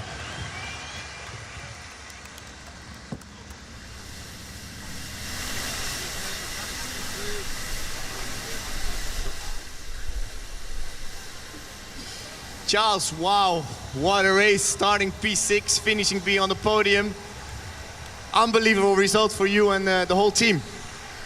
Yeah, very, very surprised. I'm not very often happy with a P3, but I think with today's race, we can be extremely happy with the job we've done. On a difficult weekend for the team, we've been struggling from Friday until the race. In the race, we found some more pace, executed a perfect strategy. We undercutted two of our competitors there, and then we managed to keep them behind. So a really strong race for the team, and yeah, really happy to start the second half like this. Yeah, as you said, strategic, I think it was a really good call from the team, but also with the start, you passed Perez, was also a good move. Yeah, also at the start, I knew it was a big opportunity. I didn't know that later on we will also have the pace to keep him behind, but I knew that the first lap was an opportunity for us to gain 1 or 2 positions. I went for the pass, it all worked well, but never would I have thought that I would stand on the podium after such a difficult weekend for the team. Anyway, congratulations, well done for you and the whole team, and good luck next week at the Ferrari's home track. Thank you very much. Thank you. Yeah, big week next week in Monza for Fred Vasseur, for Ferrari, the Tifosi. Lando Norris, you are a Heineken Dutch Grand Prix winner. How does that feel? Thanks. It feels amazing. Yeah, once again. I wouldn't say a perfect race because of lap 1 again, but after was beautiful. You know, the pace was very strong. The car was unbelievable today, so I could get comfortable. I could push and get past Max, which was the main thing, and just go from there. So honestly, quite a straightforward race. Still tough, but very enjoyable. Did the orange army help you a little bit?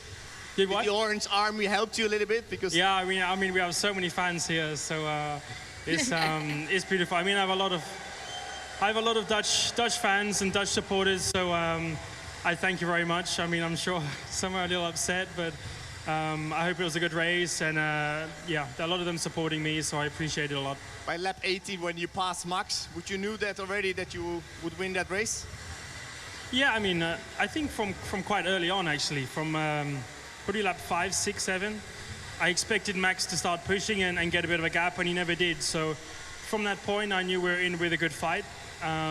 But he seemed to just keep dropping off, and my pace was getting better. So it's a nice feeling inside the car, and especially when I got past, you know, I could just get comfortable, I could push, I had clean air, and that's always a big help. Well done, man. Enjoy the moment, and good luck next week. I will. Thank you, man. Thank you all. Andrea Stella, the McLaren team principal, said before the race, when you have a fast car, you need to make sure that you do your best to run in clean air, and that's what they got. Absolutely, as we see Lando Norris taking the checkered flag, coming across the line as well, Jess. Utterly brilliant for the drivers. Redemption. Yeah. Redemption for Lando Norris. His last victory was Miami. We thought that he's never going to win another Grand Prix, but Lando Norris has proven everybody wrong. The summer break has definitely helped him. Shame about that start, but there's plenty of opportunities for him to get the lead into turn 1 eventually. But it's not about where you start, of course, and heading into turn 1. It's where you finish. And he's the only driver in about 10 years to get a gap of over 10 seconds to the next car. Max Verstappen is the only one to do that, and that has been the biggest gap from first to second all season. So that's good stats there. So yeah, the only one to have had a bigger gap is Max Verstappen. It's cool that way. Did they run the upgrade? Because I saw that he ran in FP1, then he took it off in FP2, Lando. Yeah, but then they did run it right at the end. Or did they? I don't know. Oh, they don't want to talk about that bit then. Yeah, I thought they might not. Too secretive to keep that information at that point in the broadcast as well. They don't want to. Here's Lando. Made a wheel spin, but straight away. It wasn't like a hurricane. But it was very low grip in channel. I found it. Me and Oscar. Yeah.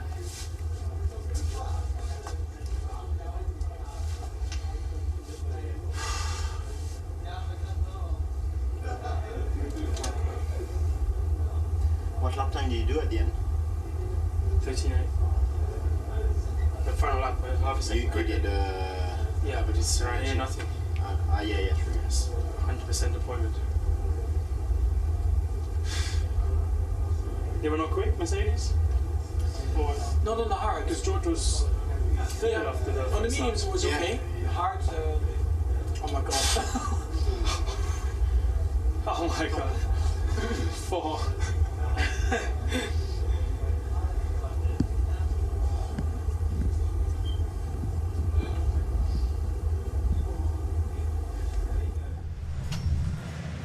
Wonderful stuff there as we get ready for the podium to begin shortly. Fred Vasseur watching as Haas comes through to set their cars back as well. We'll go through the official results shortly after, but we're getting ready for the podium to begin here in Zandvoort. Omi, what do you reckon going into Monza in a week's time?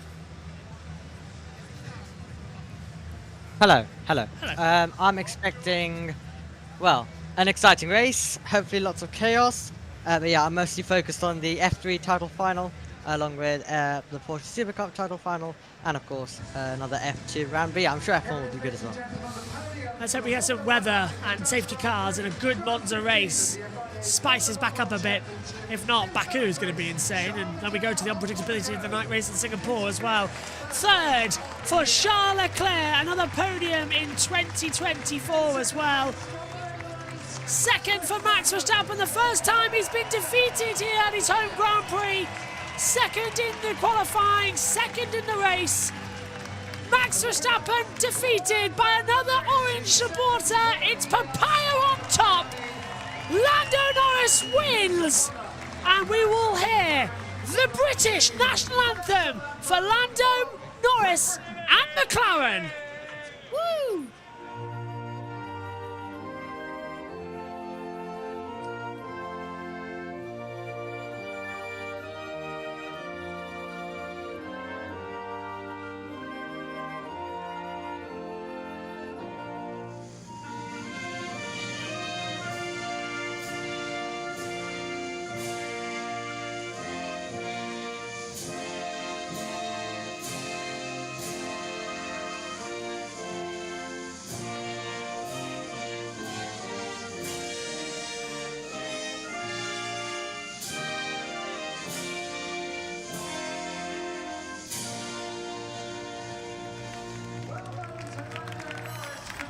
Lando Norris wins the Dutch Grand Prix and gets this wonderful trophy presented by Prince Bernhard of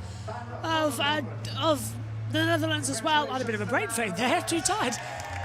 Second career win, what a trophy that is. Don't smash it, Lando, please. That takes over a year to make, that trophy. He gets his second gold medal for race wins as well. Jan de Witt presents the medal to him as well. I don't think Max is that bothered. He's still leading the Drivers' Championship, but Max is closing him in. It is not stopping. You mean Lando is closing him in? That's the one, yeah. Max is leading, but Lando's closing him in. I am too tired. I need a break before we go on for the touring cars. I've been non-stop pretty much since 7 a.m. to half 7. You need a break as well. Jess has done too much today. Jess has done everything. Second place for Max Verstappen. Not everything. Majority? Majority, yeah. No, Jess, you have actually done everything. F1 Academy. Not the entirety of the race. Anyway.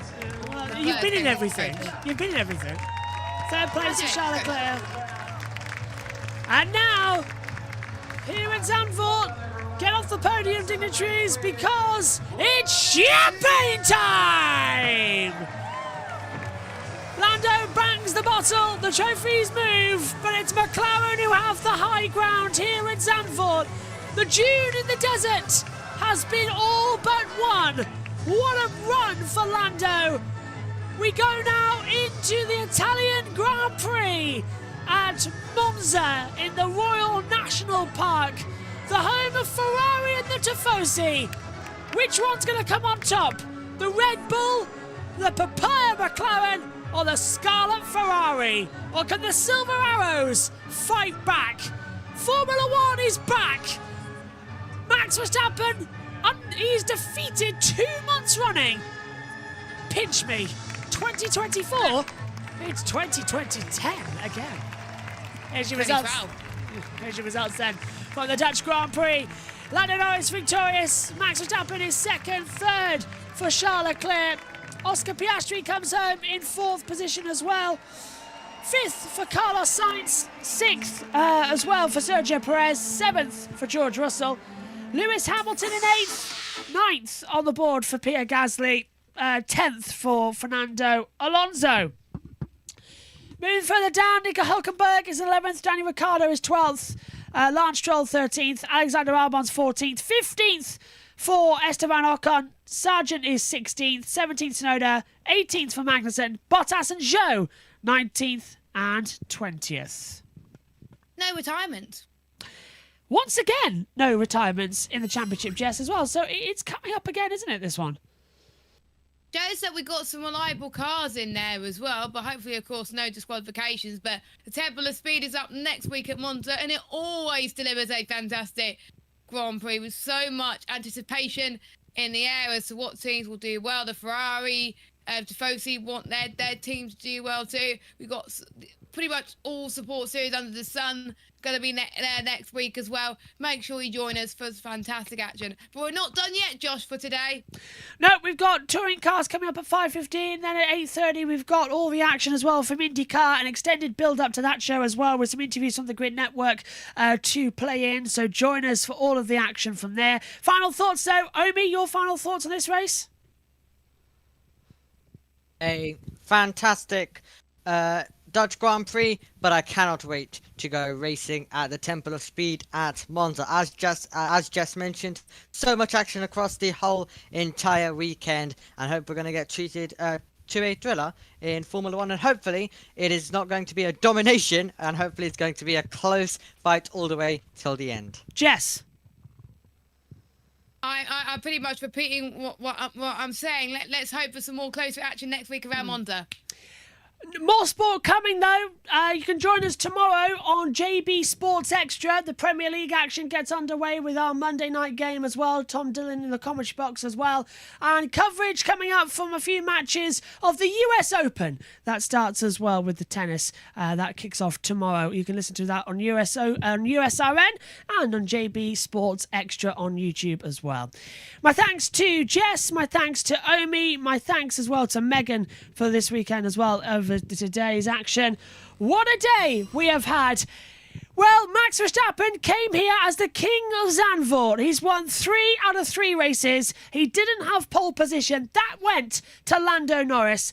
Max took the lead at the start. For half the race, it looked like it was domination. Problems hit the Red Bull, and Lando Norris took the lead and never looked back. A second career win for Lando. In the country of orange, papaya rules. We'll see you when we change to red for Ferrari in a week's time for the Italian Grand Prix. Bye-bye.